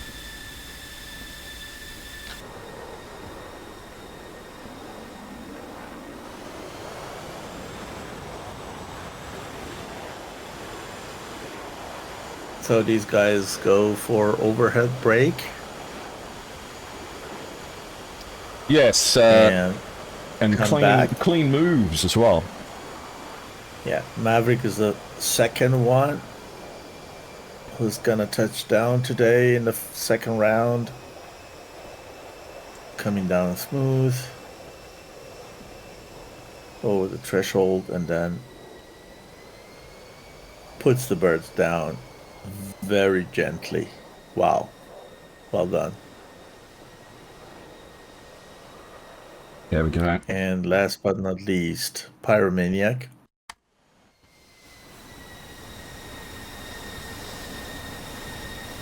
There we go. Thank you guys for being patient with all the issues in that one, guys. Sorry about that. I pressed a button I shouldn't have and broke everything. Is the long and the short story of what just happened. And here comes Pyromaniac to secure the final landing for 104th. And now it's official. 104th 2 PTF, no. But it's a best of 5, go so into we the have third more round. rounds to go. Yeah. Alright, guys. Could be more than 3 even. More than 3, possibly. With PTF performing like this, they've been getting better with every round that passes, so we Yep. can't consider them anywhere close to knocked out yet. There's still a lot of fighting left to go. Alright, guys. I'm going to run an ad break and be right back. This is a perfect chance to go to the toilet and get yourselves a drink. It's a beautiful day outside, and if it's not a beautiful day outside, you can get a drink. And if it is a beautiful day outside, you should get a drink. And we'll be back with round number 3 in no time at all. Alright, be right back, guys. See ya.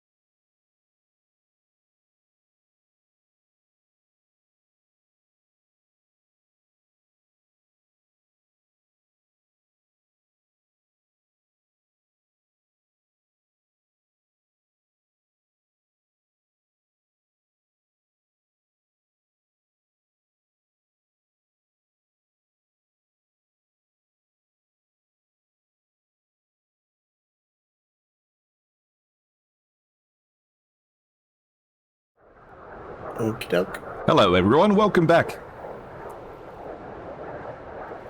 We would like to thank NATO for their continued support during SATAC for providing us for the Boeing E-3 Sentries during the group stages.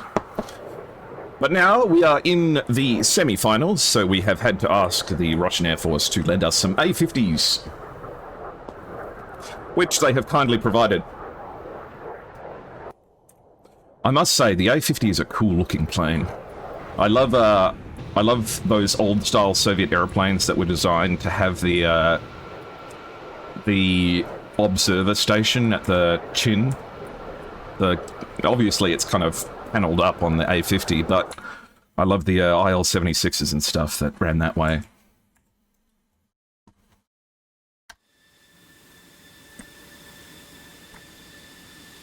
So, it's another switch of sides here. We know what we've come to expect from the two teams, though PTF electing to bring an extra F-15 in the last round. We'll see if they stick to that idea. Did we restart the server? Yes, sir. Okay, perfect. We did, Making didn't sure we? that we didn't forget that in the heat of no, we restarting. have everything's restarted and HOTTOGO. Perfect. Oh, we have a new pilot on the fourth side. Who have we got here? We West. have West has joined in. For some reason, I feel like West was a cadet in the 104th for such a long time that I forget that his name wasn't actually Cadet West. Yeah. That his name is just West. It's just that he was a cadet in the 104th for a long time. He's been with the team for ages, but a good pilot. I see him on multiplayer servers all the time.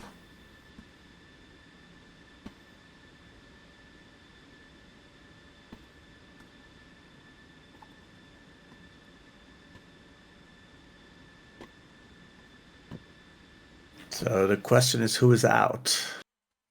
Maverick is there, Pyromaniac, Stooge, Mogas. Spade isn't there. Spade, but they're missing a sixth person. Wiley. Wiley's just joined. Wiley. He will take the F-18. Yeah. So Spade is retired. Looks like it.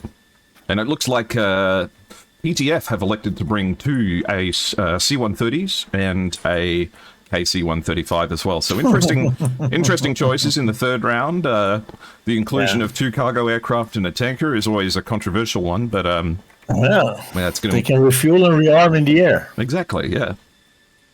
So we'll have to see who's flying those. But in all seriousness, it looks like we have Zero and Zuck and Gory and Hawk. And Gory and Hawk is sticking to their double F-15s.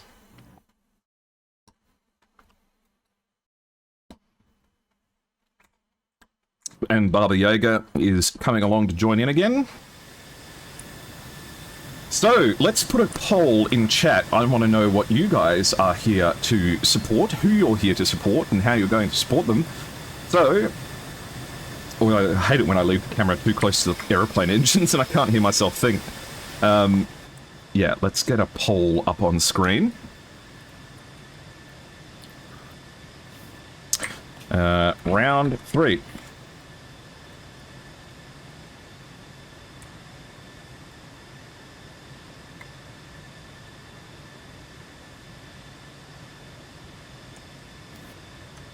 Yeah. All right, poll That would up be on cool. screen. Having a tanker in the air, go for refueling. It's Yeah. probably I would like to see a DCS competition that's not about shooting people down, but it's like who can do the best carrier landing and who can do the best aerial refueling and stuff like that. yeah, there is Like a skills There is- competition. there is something like that there. Oh, yeah? The Aces tournament. Oh, And the part of it is, for example, you collect points. So you face the opponent, and with everything you do, you collect points. For example, killing one from the other side has got points. Losing an airframe to an enemy has minus score or points. And then there are tasks you need to do all the way to the bubble, or on the way back, for example, area refueling, and things like this. So if you do area refueling, you get also points. And at the end, a team with the highest number of points gonna lead the table. I know that that Aces have asked me if I could. I think it's been Aces. Asked me if I could cover some matches, and I did. I didn't because I didn't have the time. But yeah, it's something I'd really like to take a look at one day. Okay. Well, there were really cute scenes. I can remember. I don't know what team it was, but they did parallel area refueling with 2 Mirages in an invert position. Nice. Synchronous. That was fantastic. They just caught the basket at the same time and then released it in an invert flight.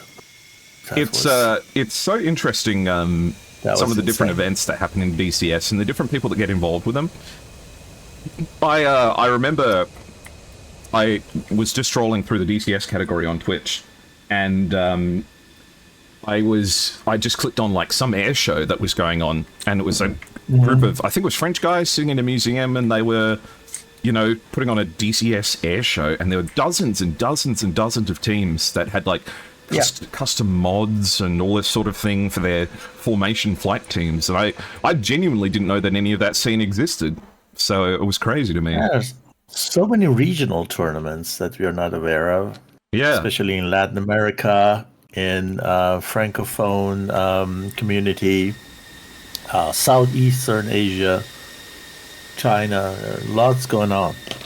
In fact, the Chinese competitive community is just getting bigger and bigger. It used to be a couple of teams, but now there's quite a lot of them now. Also, they're back. They're back again. For the audience, just a heads up, because I had to restart the stream, it also restarted the ad timer. So there is a small chance that you'll get hit with ads, but this is just a taxi. So you won't miss anything, but I do apologize if you get struck with it.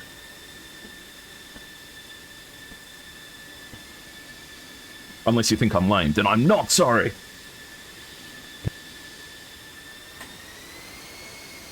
We love ads. Yeah, man, I gotta pay for new landing gear. I'm looking at this Falcon. Falcon BMS had its 4.38 update coming out. Have you ever played Falcon BMS? A very long time ago, before I came to DCS, and at some point of time, my PC was not strong enough. It was not powerful enough, and I think I was still, I don't know, studying. Yeah. I have no idea, but I had no money for a better graphic card. So I stopped playing for a while, and then found some other things like Flanker and Lock On, and then again had a pause, and then came back, and there were DCS, and tried again. My PC was still not powerful enough. I said, okay, I gotta go and get a powerful PC. And then I heard that Tomcat is coming. I said, okay, I need to go there. You say that you've been playing flight sims for like 40 years or so. Do you remember what your first one was? Oh, that was Intruder, something like that. F-18 on Amiga 500. That I think the first thing you could call DCS actually uses the same engine as that game. Yeah, it's... For me, it was B-17 Flying Fortress, the Mighty 8. Wow. From Microprose in like 91. That wasn't Intruder, it was Interceptor. F-18 Interceptor, exactly, for Amiga 500, yeah. And we used to think it was so realistic back then. Like, we're just like, man, nothing's ever going to be more realistic than this when you're with your Logitech Extreme 3D Pro with like 4 buttons, and you're like, oh man, must be what I could be a fighter pilot. I think we didn't think of realism at that time, but we're happy that we can do it. True.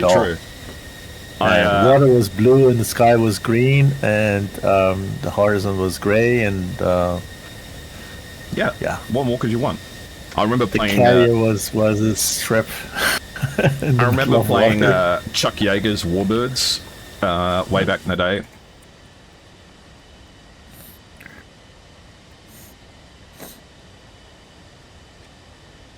I played Chuck Yeager's Warbirds back in the day, like in the 90s, and I remember because my computer, not only did I not have a good graphics card, I didn't have a graphics card. So I had to play the game on minimum settings, and when you turn down the settings on the game, if you turn them down far enough, the propeller got replaced. The propeller was no longer a 3D model, and it was just a colored line that started spinning faster and faster and faster. And I was like, man, this must be... I could have flown a T-40 in the Pacific. What about you, chat? What was your first flight simulation experience? But I bought DCS before it was even DCS. I had the original Black Shark. Yeah. Chucky Egg. Mm-hmm. Chuck Yeager's Warbirds. You know, I resent to this day that I never managed to get into Strike Fighters 2, though. Apparently Strike Fighters 2 is great.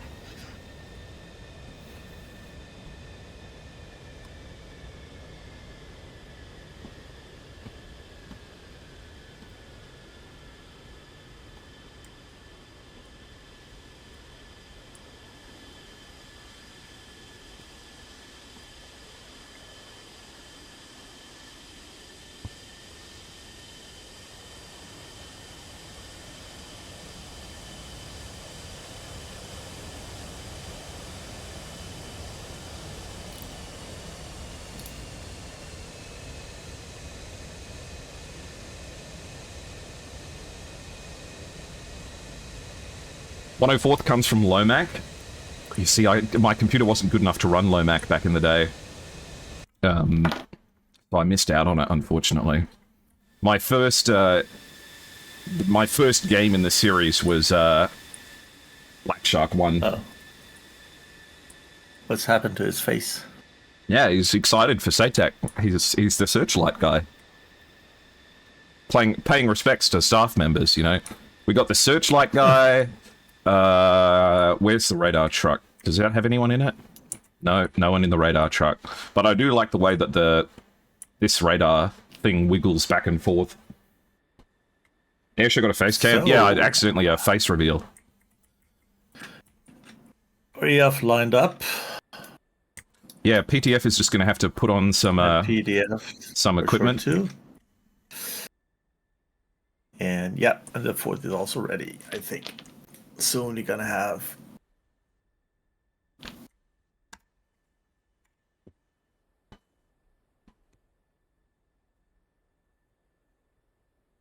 MS Flight Sim 1.0. This is me, if anyone cares. This is what I look like. Yeah, PTF just needs to put their weapons on. And 104th is good to go.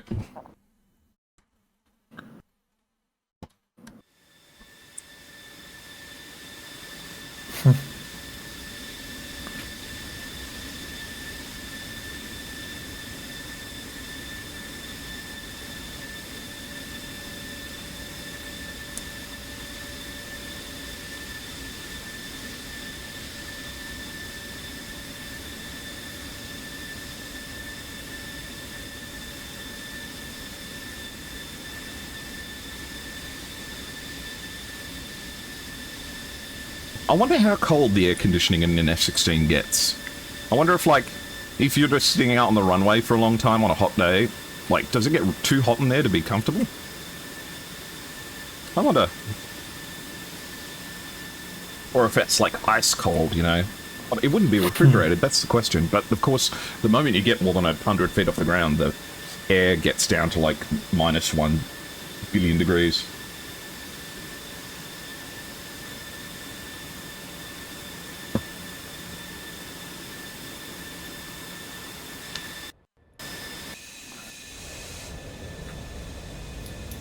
How's PTF looking? They should be just about good to go. Needs to arm up.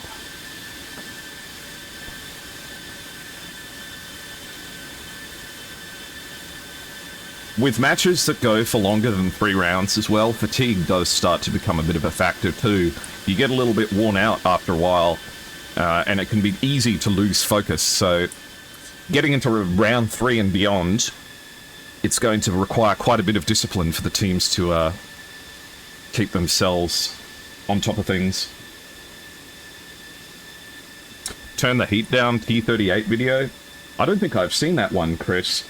Though I'm more than happy to receive any more T38 videos. Shoot him! Put the noise on him and shoot him! Shoot him! Ah! I'm trying! I think that was a T38. Okay.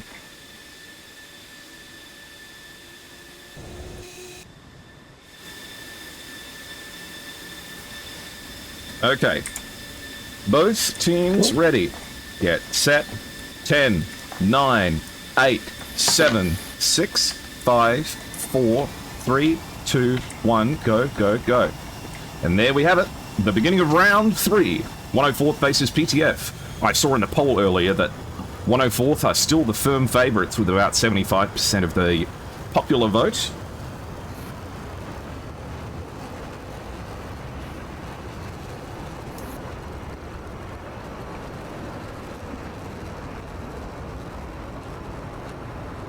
With the first 2 pilots for 104th taking off from the runway. F-16's leading the way. I think this is Maverick and Pyro.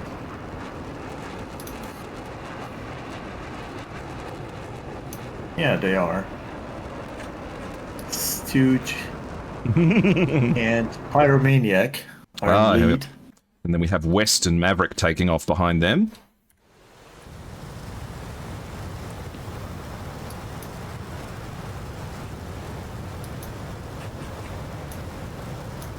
Ah, yes, nothing quite like playing Microsoft Flight Simulator on LAN.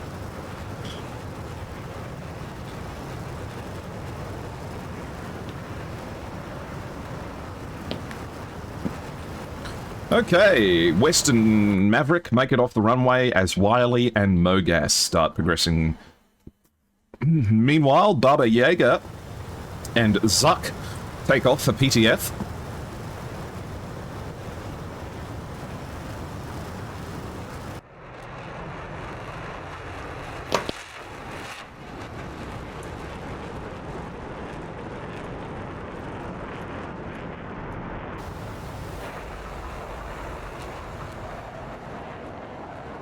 Still including the targeting pod as well, which is interesting.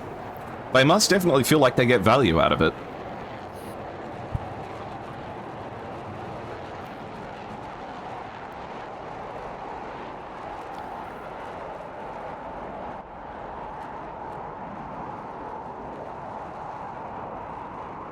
Other than the F-16 Block 50 that we get in DCS, Banana, do you have any other favorite variants? Of F-16, you mean? Yeah. Well, no, not really. Not really. Yeah.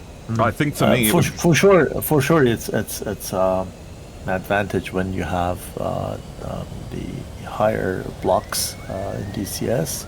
But I mean, with respect to the realism, I don't know how much information is out there.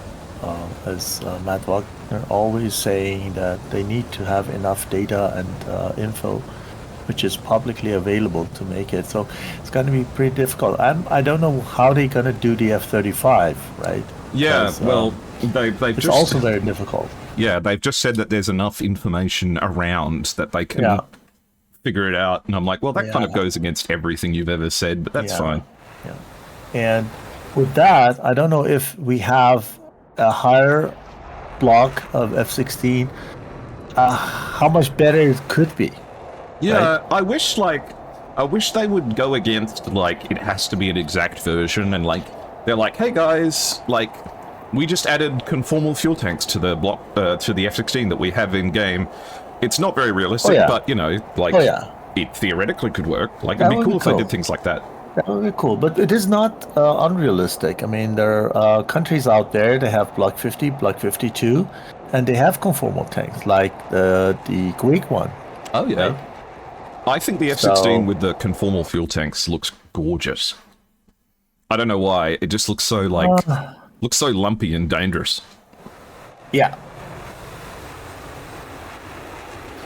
But I mean, I believe they couldn't imagine that F-16 is going to be so successful and going to sell so many.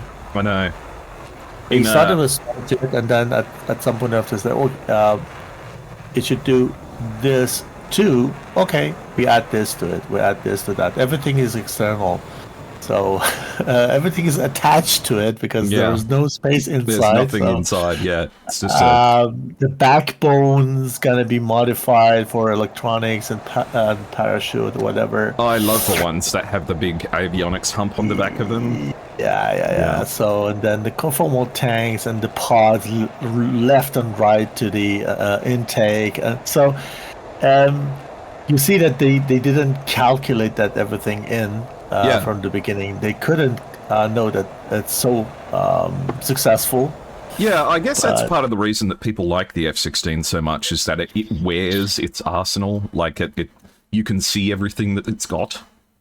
In BMS, I was flying a Block 40 with the big HUD that was for the nav flare, like in the F-15. I wish that we could have that HUD. The war HUD is so much fun.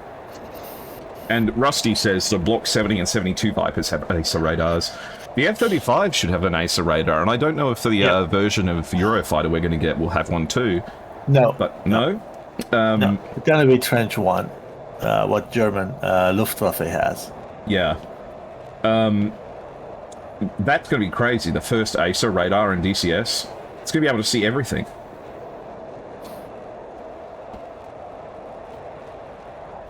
I don't think it's going to come in the next 5-6 years. No chance. The battle area is contested. Both teams have entered now. Looks like 104th is trending a little bit further south than they did the first time they played this side of the map. But we'll see what happens. I'm just going to shake up the music for a little bit. Have you got any predictions for this one, Banana? Third round. Difficult. My heart says PTF because I saw the development in the last 2 rounds. My brain says 104th because of the experience. It's very difficult. It could be also a deuce, and then we see a 4th round or 5th round. I would like to see this go to a. I would like to see this go to a 4th round. I think PTF has the potential to do it too, especially like they've just been getting better and better with each round as it passes, and I would love to see them really, really kind of push it and take control of at least one round, because I think they deserve it. You know, they've worked really hard and they fought really hard, and it would be nice to have them, you know, get a little bit of a win here. A Block 10 Viper without limits on the FCS, so you can rip the wings off and explode. That's the funniest thing about flight simulation games, is like, lots of people, they play flight sim games and then they're like, oh man, I wish we had a worse version of this plane, or I wish we had like a shittier plane, you know, that had this shit old way of doing navigation or something like this. They want things to be difficult and unwieldy. They're like, oh man, you remember back when, like, you know, you had to navigate with like a compass and like a cigarette, and they're like, yeah, no man, I wish we had the shittier version of the F-16 that the radar couldn't see anything and the wings fell off. Well, we can fly F5 in that case. Oh god, I hate the F5. Yeah. Stooge and Zero, 53 nautical from each other. Pyro and Falcon, just about the same, 54. Interesting that the The 15 Charlies are separating out. So we're seeing a shake-up here. Gory and Hawk are separating out into the far south and far north. It does feel like we're going to get into the same situation we had last time, where Hawk just gets totally boxed out by one Viper that's, like, designated to settle him. And I can see that Mogas peeling down into the south is probably the guy who's like, your job is to keep that F-15 annoyed. And I reckon that they're telling West that it's West's job to harass the northern F-15.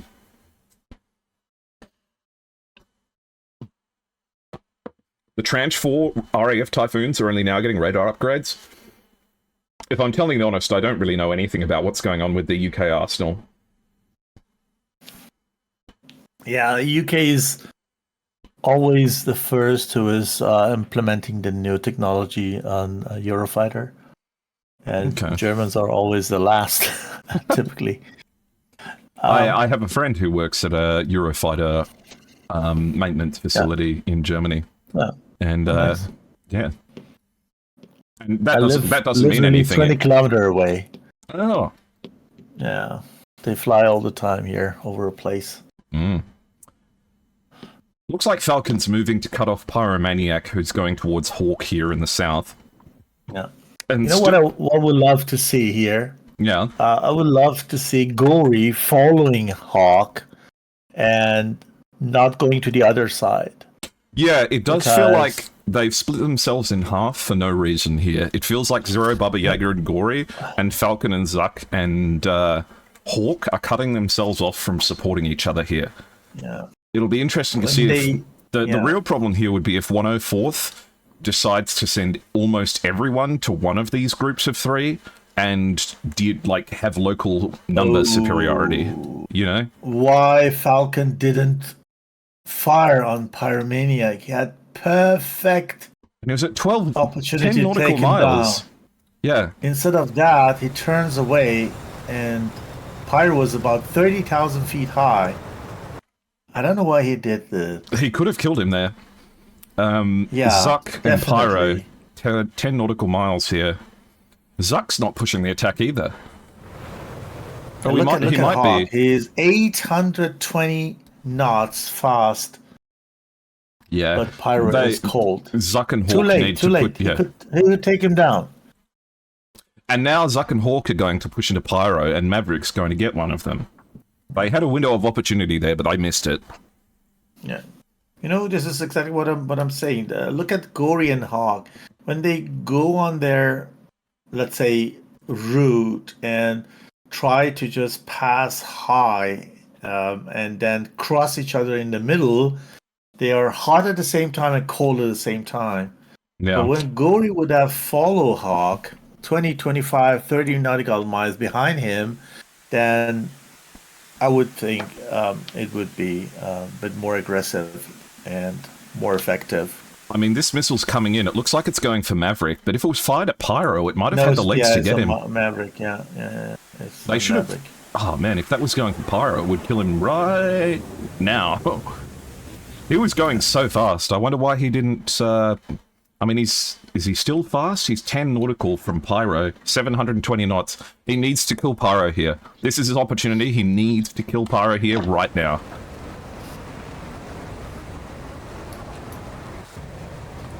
Okay, now, Hawk has great chance. If he would go a little bit higher, 5,000-6,000 feet, and then shoot on Pyromaniac, he does it from 17. I reckon this one hits. Pyro's going to have to hit the deck here. No. It's too slow. It's too slow. Hawk should be 25 and higher to be able to kill him from that distance. You can't do that. Yeah, Hawk needs to run away now. Yeah, what's the use of F-15 being so low? The missile goes bad, Pyro gets away. Falcon and Maverick are shooting at each other. 10 nautical miles, 10,000 feet. Maverick should be in no trouble here. Baba Yaga fires towards Stooge in the northern group at 9 kilometers, 9 nautical miles. Stooge is turning cold, though, and is at 6,000 feet, and will get away from this comfortably. And now Hawk is running away, and has really not gained anything for doing that. except making sure that everyone in 104 is gathered up in the same spot, which isn't necessarily a good thing. You kind of want to get them separate from each other. That's just my opinion, though. Both of these teams are much better pilots than I am, so for me to question their tactics is just hypothesis as opposed to fact. Not only that, I also have a much better view of the battlefield than they do, so... Pyro's back up to 20,000 feet, and he's pushing down for speed. A lot of the members of 104th have dumped all their tanks. Okay, this is interesting now. Sock is going in versus 3 guys. Get helps from Hawk. There is a chance here. Yeah, but there's a chance here. They need to be for clever. both teams. Yes. I think Hawk is in a better position. That's a very strange... Ooh, good shots, though. Good synchronized shots. If he had taken Pyromaniac, it would be a better thing. Maverick is too far away. He probably didn't see Pyromaniac so low. And I don't... Yeah, that's not going for Mogas. I mean, that was just... Nothing was gained or lost there. Good shots by Falcon and Hawk to do that at the same time. I think GSI has a very, very difficult time at the moment. Yeah, focusing on the north and the south, it's difficult. Gory's up at 30,000 feet, and he's pushing towards Wiley, who's not in the mountains at the moment, at 15,000 feet. They're getting relatively close. I reckon if Wiley lets him get too close here, Gory should be able to kill him. Gory needs to be climbing instead of diving here. He's got triple bags on. He's going too slow. Only 500 indicated, traveling at 670 knots. It's not fast enough for a shot at that range. And he earns himself a 120 from Stooge. That might actually have potential. Yeah, it's going to be difficult. He's going to have to turn ice cold against this. He's good. He needs to get rid of those tanks, man. He's never going to get fast enough to kill anything with 3 tanks on.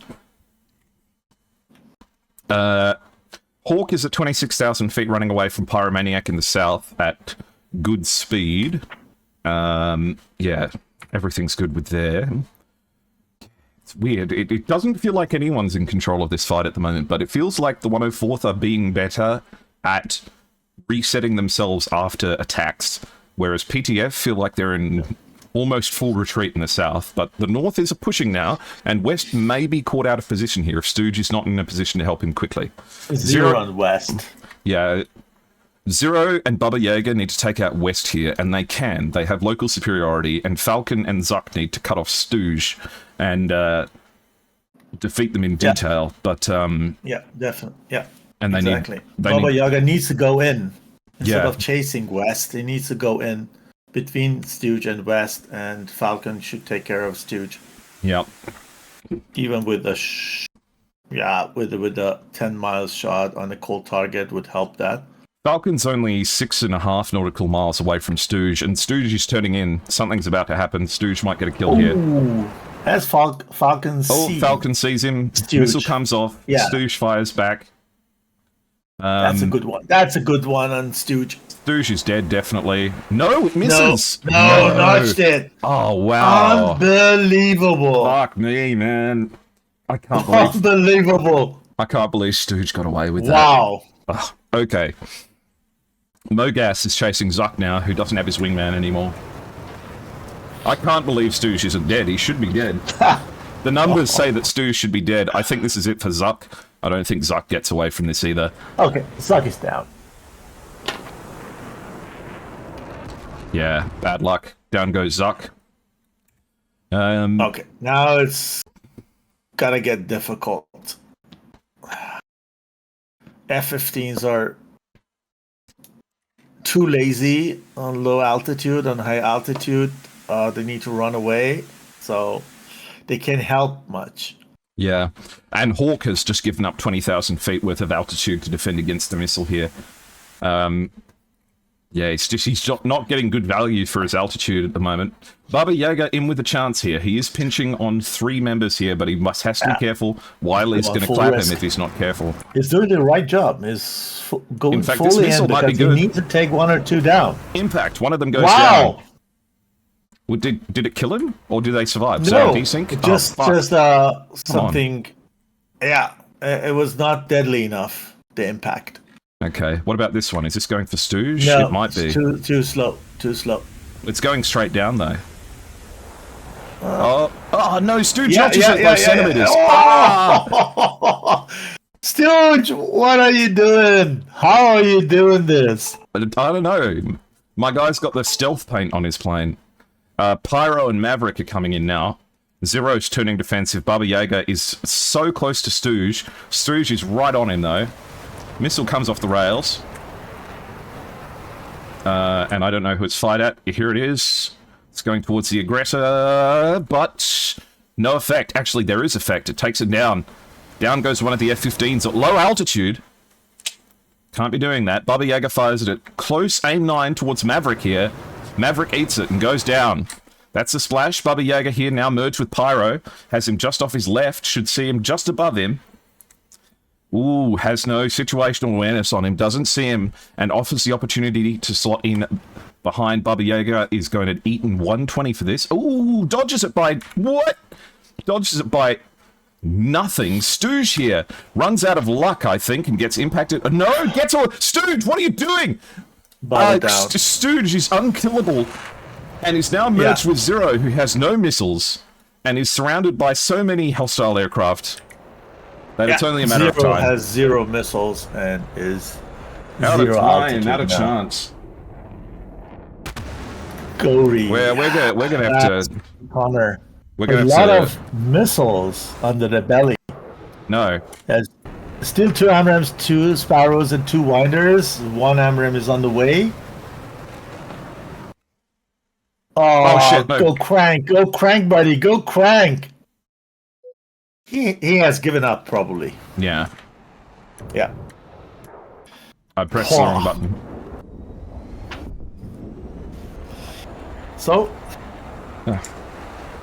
Sorry, I messed up my my commands in chat. I shouldn't have done that. I can do it. Okay, 104 RTB. RTB 104. There we go. Yeah. Stooge is still the same as 15 years ago. All right. So, we only lost 1 in that match. Let's have a look at what happened.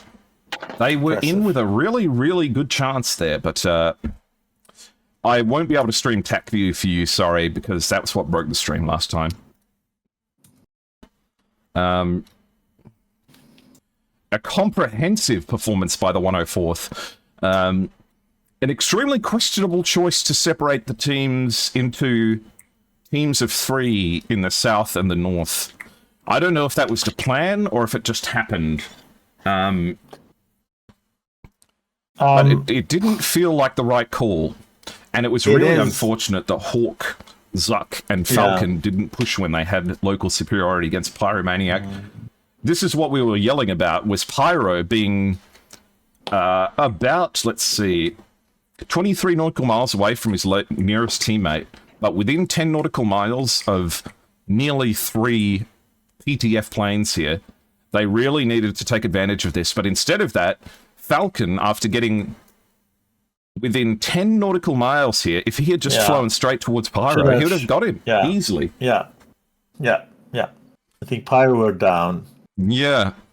I think it's a question of confidence. I think when you're playing at this level of intensity and sometimes effort, you can't believe your luck, you know? Yeah, no, it's true. But at the same time, the stuff that PTF doing, like they were getting so close. I mean, it also could be that Hawk said, "Leave it to me," because I'm faster, I'm closer, I'm head on.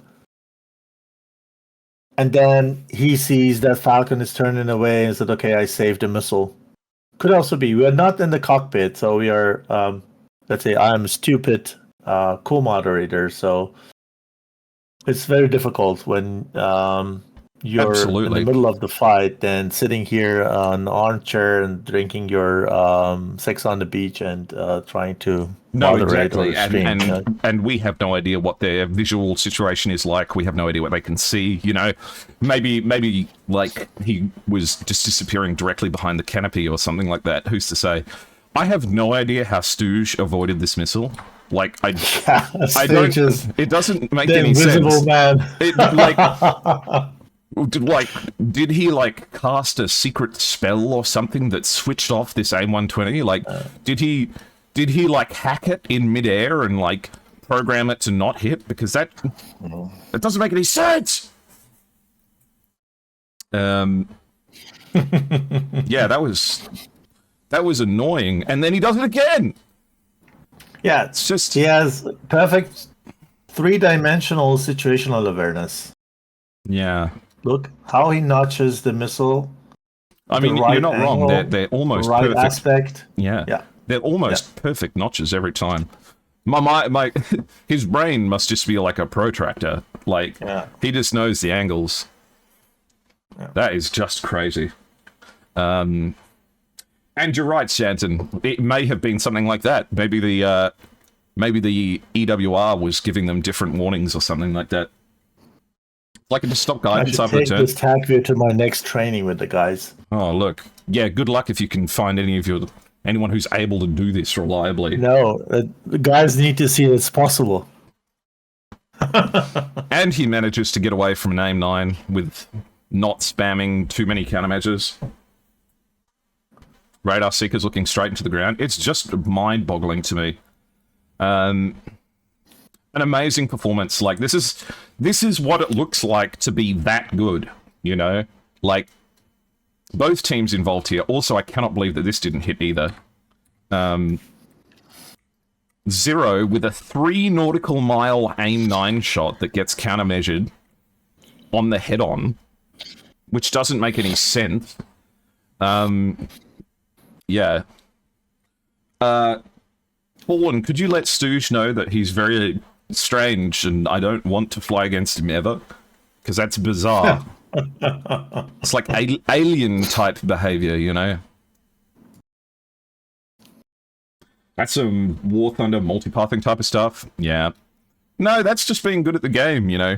When we talk about DCS and we talk about it as a game, you know, it is sometimes just a game. And this is being good at the game. We're not claiming to be kings of realism here. And the defeat in detail was very comprehensive here. Wiley managing to get gory with AIM-9s and 120s at the end of the round. It was a great effort all round. And it looks like we've been given a treat by the members of the 104th. Flying in wonderful formation.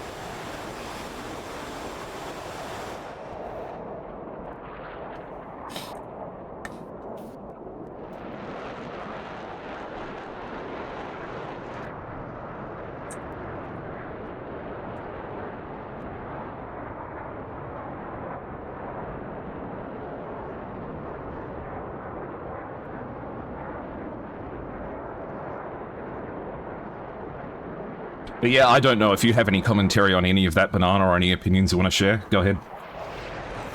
No, I'm just watching and amazed by the beautiful formation flight.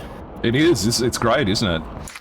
And the fifth guy is probably lower in fuel. That's why he Yeah. decided to go No, even you higher see- and not joining the... No. The reason Stooge isn't in the formation is because he's a creepy alien and no one knows what to do with him. So they make him Maybe sit he in- is still he's- invisible and Yeah, they they can't find him. can't find him. They're like, hey, Stooge, where are you? And he's like, just pick me up on radar. And they're like, we can't, bro. You're notching us right now. Yeah, fantastic. I mean...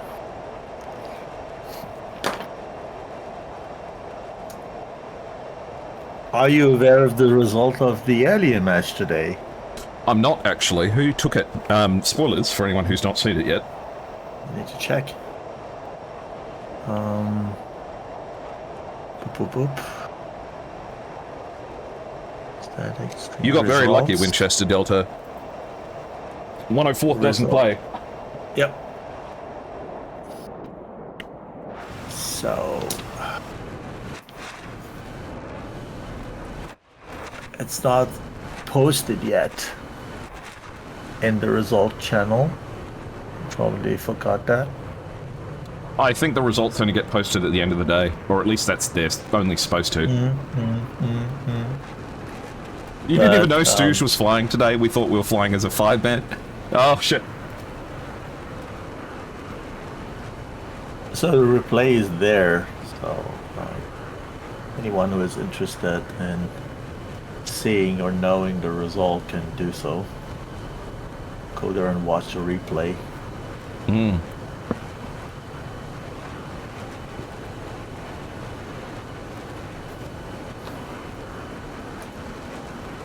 And there's another match coming tomorrow. Could it be? Yes. What have we got tomorrow again? Let me check. This is Sunday match is going to be Toro Squad 1 versus 36 Stormo Virtuale. And I love the Stormo 101. Virtuale. I like both of those teams actually. Isn't Toro Greek, if I remember correctly? Toro is Spanish. That's right. Toro is Spanish. It's SPQR that's Greek. Because I did a Toro versus SPQR match. Not Nemesis is Nemesis Greek. is Greek. Yes, they have the Greek liveries. It was Nemesis and Toro. That was a great match, and the Stormo Virtuale has probably one of the most enjoyable communities. They invited me into their Discord, and they're always having a good time in there. So that should be a really good match, community. actually. Yeah.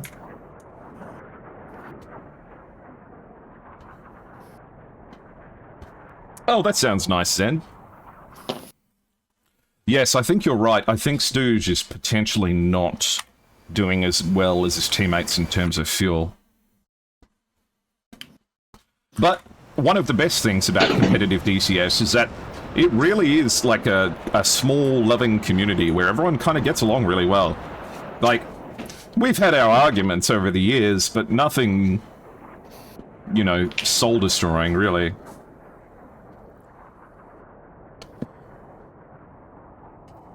And so many people from all over the world as well.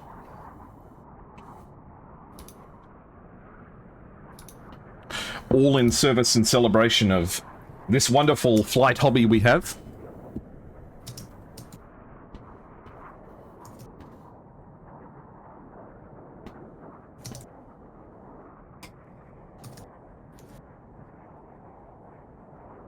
Sorry, were you talking to me? No, I'm just quiet listening to the, okay. watching them formation fly at the moment. I'm just, I'm just getting beauty shots at the moment. Nice. Sometimes I'm not multitasking, I was texting someone. No, that's okay. And then the silence came and said, okay. Yeah. Was that a question? Okay. No, it's alright, don't worry, I'll get your attention. Good. So, yeah. We have another 23 miles to go. Not far at all. They should all make it. In fact, that's a good point. Let me check the attack view. Who's the 104th member that's dead? Is it West? From their side, let me check. West is not there. Pyromaniac, Maverick, Mogas, Wiley, West, and Stooge. I think it's West who's gone. Mogas is there. there. No, West. Mogas is there. Yeah, West is also there. Well, someone's got to be missing. Pyro? Yeah, is sure. Pyro there? Pyro is also there. Maverick is missing. Maverick wouldn't be missing. Maverick is missing, yeah. Did Maverick? Oh, Maverick did get shot down. Oh, that's right. Let's see if I can find that. What got Maverick? What a beautiful skin they have. Oh, I see. Maverick got done in here. Just bad luck, I think. Just getting in the head-on with Baba Yaga. I think it might have... No, it wasn't a trade. Yeah, he just got caught out of position here. And there wouldn't have been much warning from the AIM-9 getting into a furball like that. Bad luck, but nothing I think anyone's going to complain about. Oh, hello, Airline is live.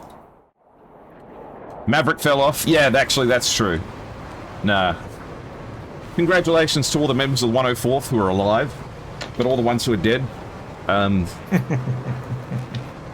can't do anything for you, sorry. Maverick shouldn't be missing. Oh no, I've accidentally been rude as fuck.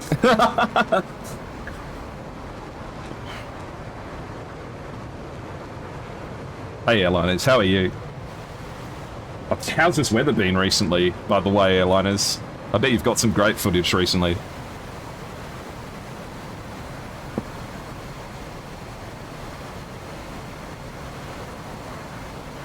No, Maverick's a great player.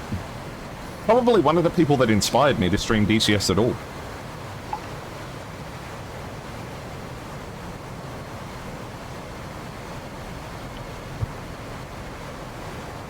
How about this? Yes, exactly. How about we hold the interview, but we say that only alive players can attend the interview?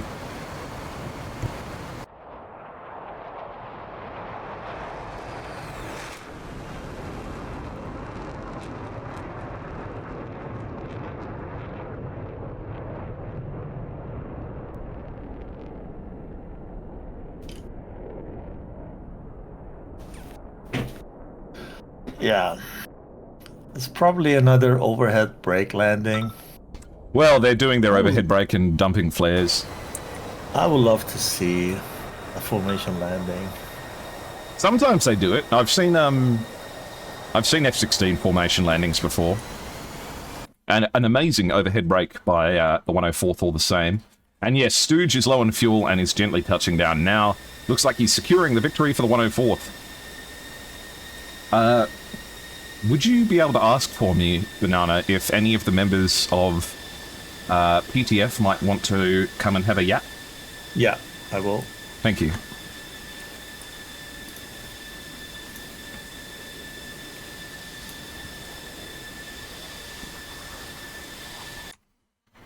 Looks like Mogas is the first in queue.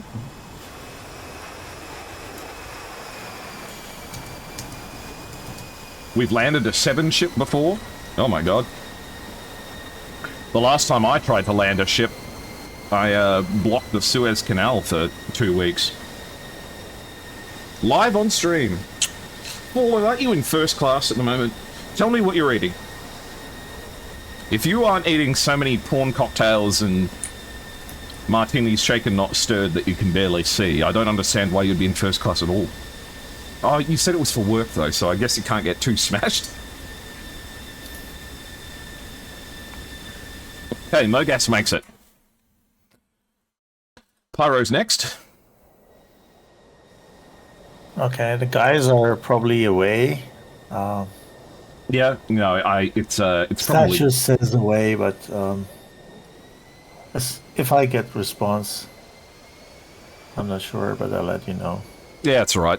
It's probably, well, what is it, about 9 PM here? For them, it's probably like 10 or 11. Yeah. It is, yeah, even later. Mm-hmm. Free Razbam. I mean, according to the latest Eagle Dynamics, post Razbam is free. They've reached a settlement agreement, but Razbam's not happy with it, so I don't know. But apparently the Razbam ED situation has been okay since the end of 2014. Your flight never took off, and you're back at home, unfortunately. Oh, that sucks. I'm sorry, Fallen. Unless that's a good thing, because you don't have to go to work. Oh. Ooh, that was, got caught in the wake turbulence for a second there. Oh, go around. Okay.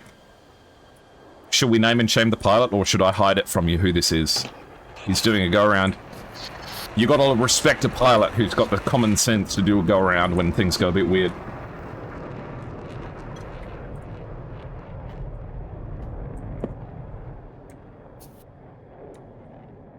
Wow. Here comes the F-18.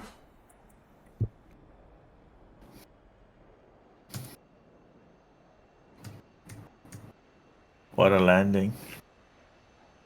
I meant 2024, not 2014. So close, but so far at the same time. I know. I wish I had the MiG-23. We could have the MiG-23 right now. I do hope the situation comes to a conclusion. Wiley's down safe, and it was West who made the correct decision to do a go-around after getting caught in weight turbulence for a moment. It's West, you're calling it? Fallen was exactly right.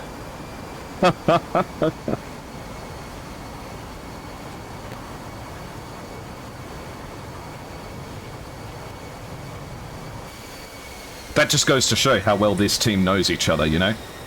They know who's gonna fumble the landing.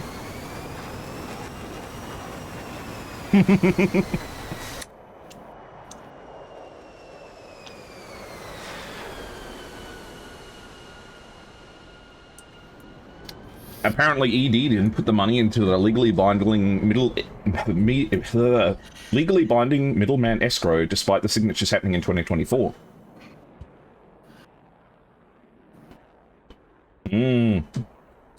Interesting, Korachon. I guess it's not for us to know. It's West, you knew it. I guess you did.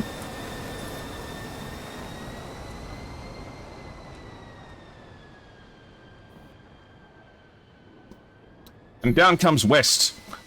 So good at landing, he wanted to do it twice. Excellent. Shall we scoot over to the interview channel, Banana, and see if anyone wants to come join us? Yeah, sure. Sure.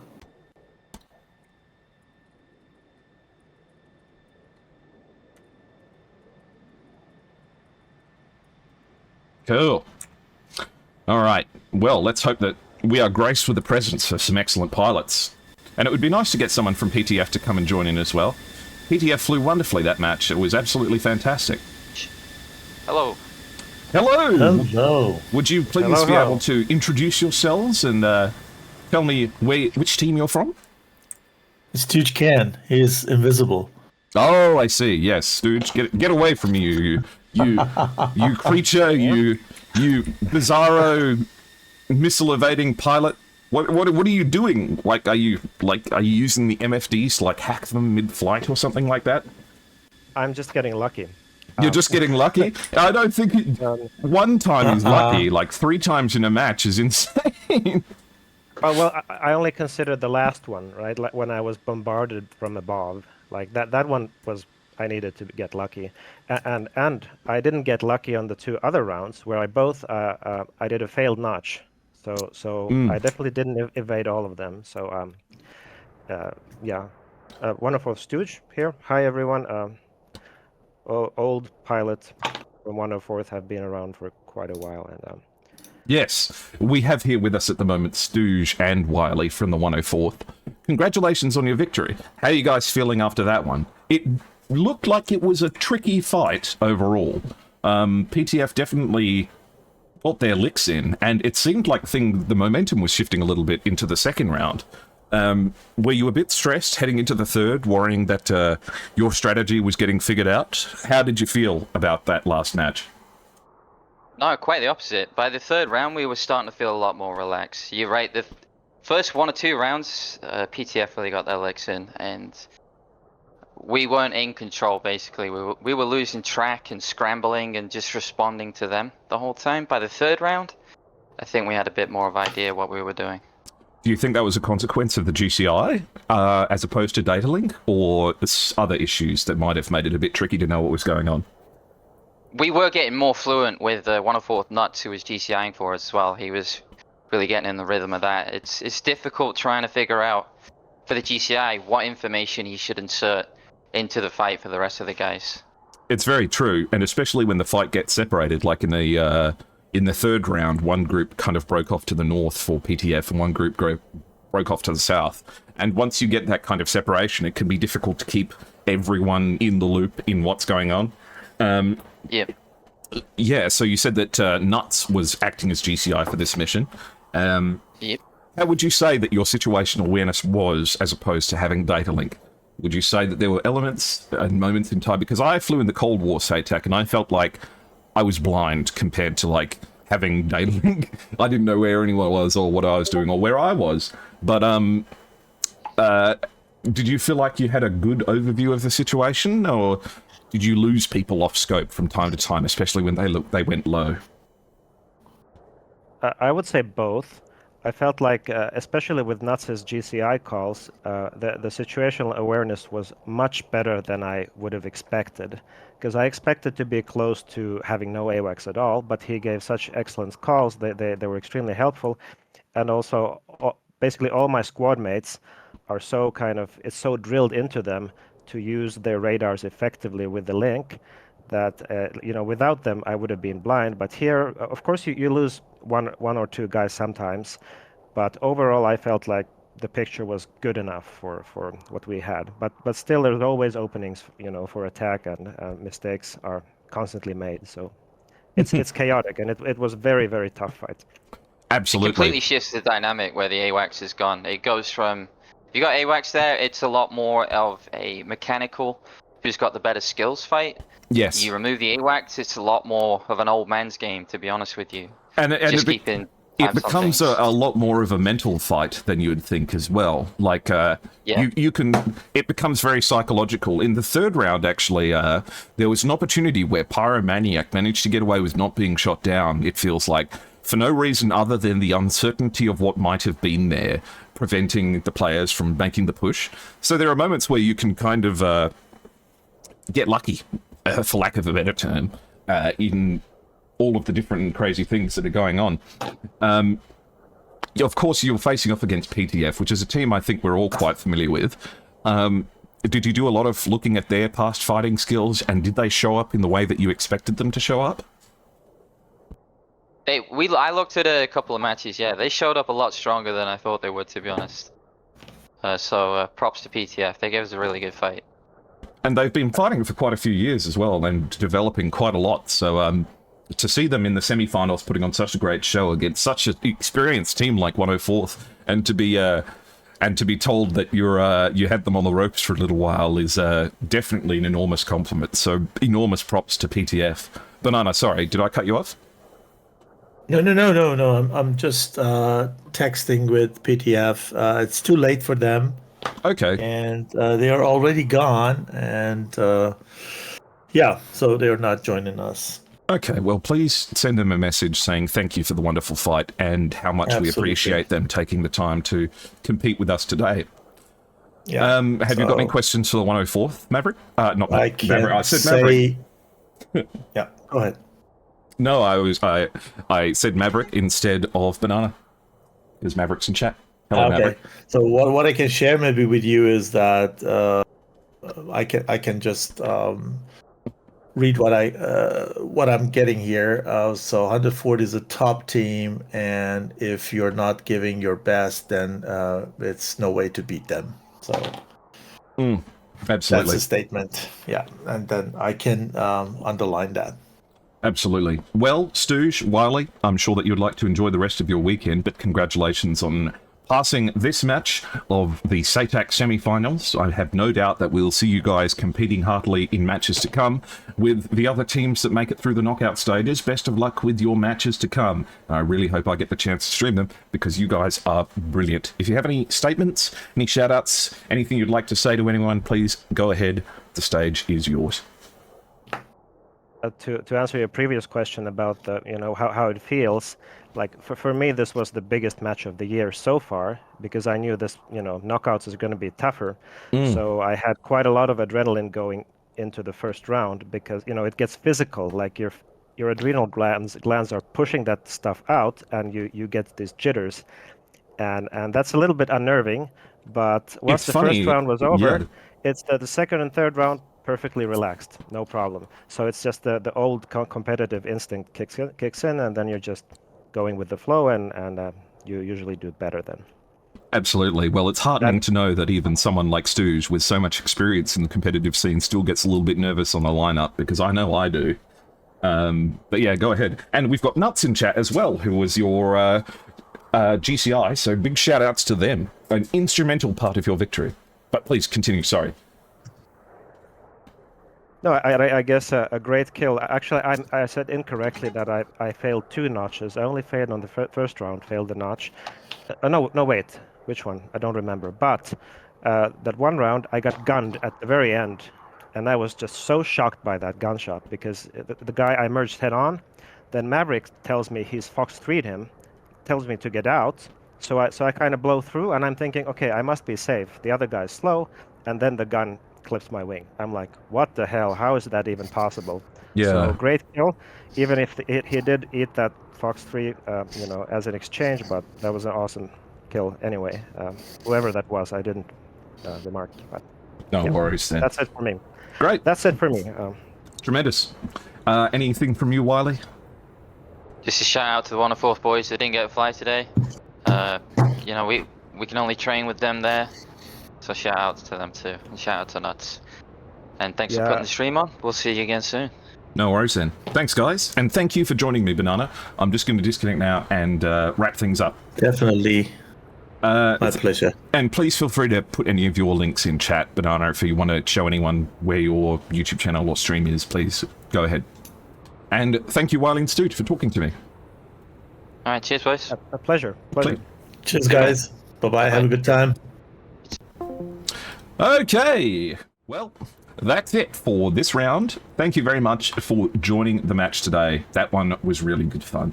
Congratulations to 104th, and congratulations to PTF to getting into the semi-finals and making such a good example of what can be possible for teams that are gradually getting better within the competitive scene.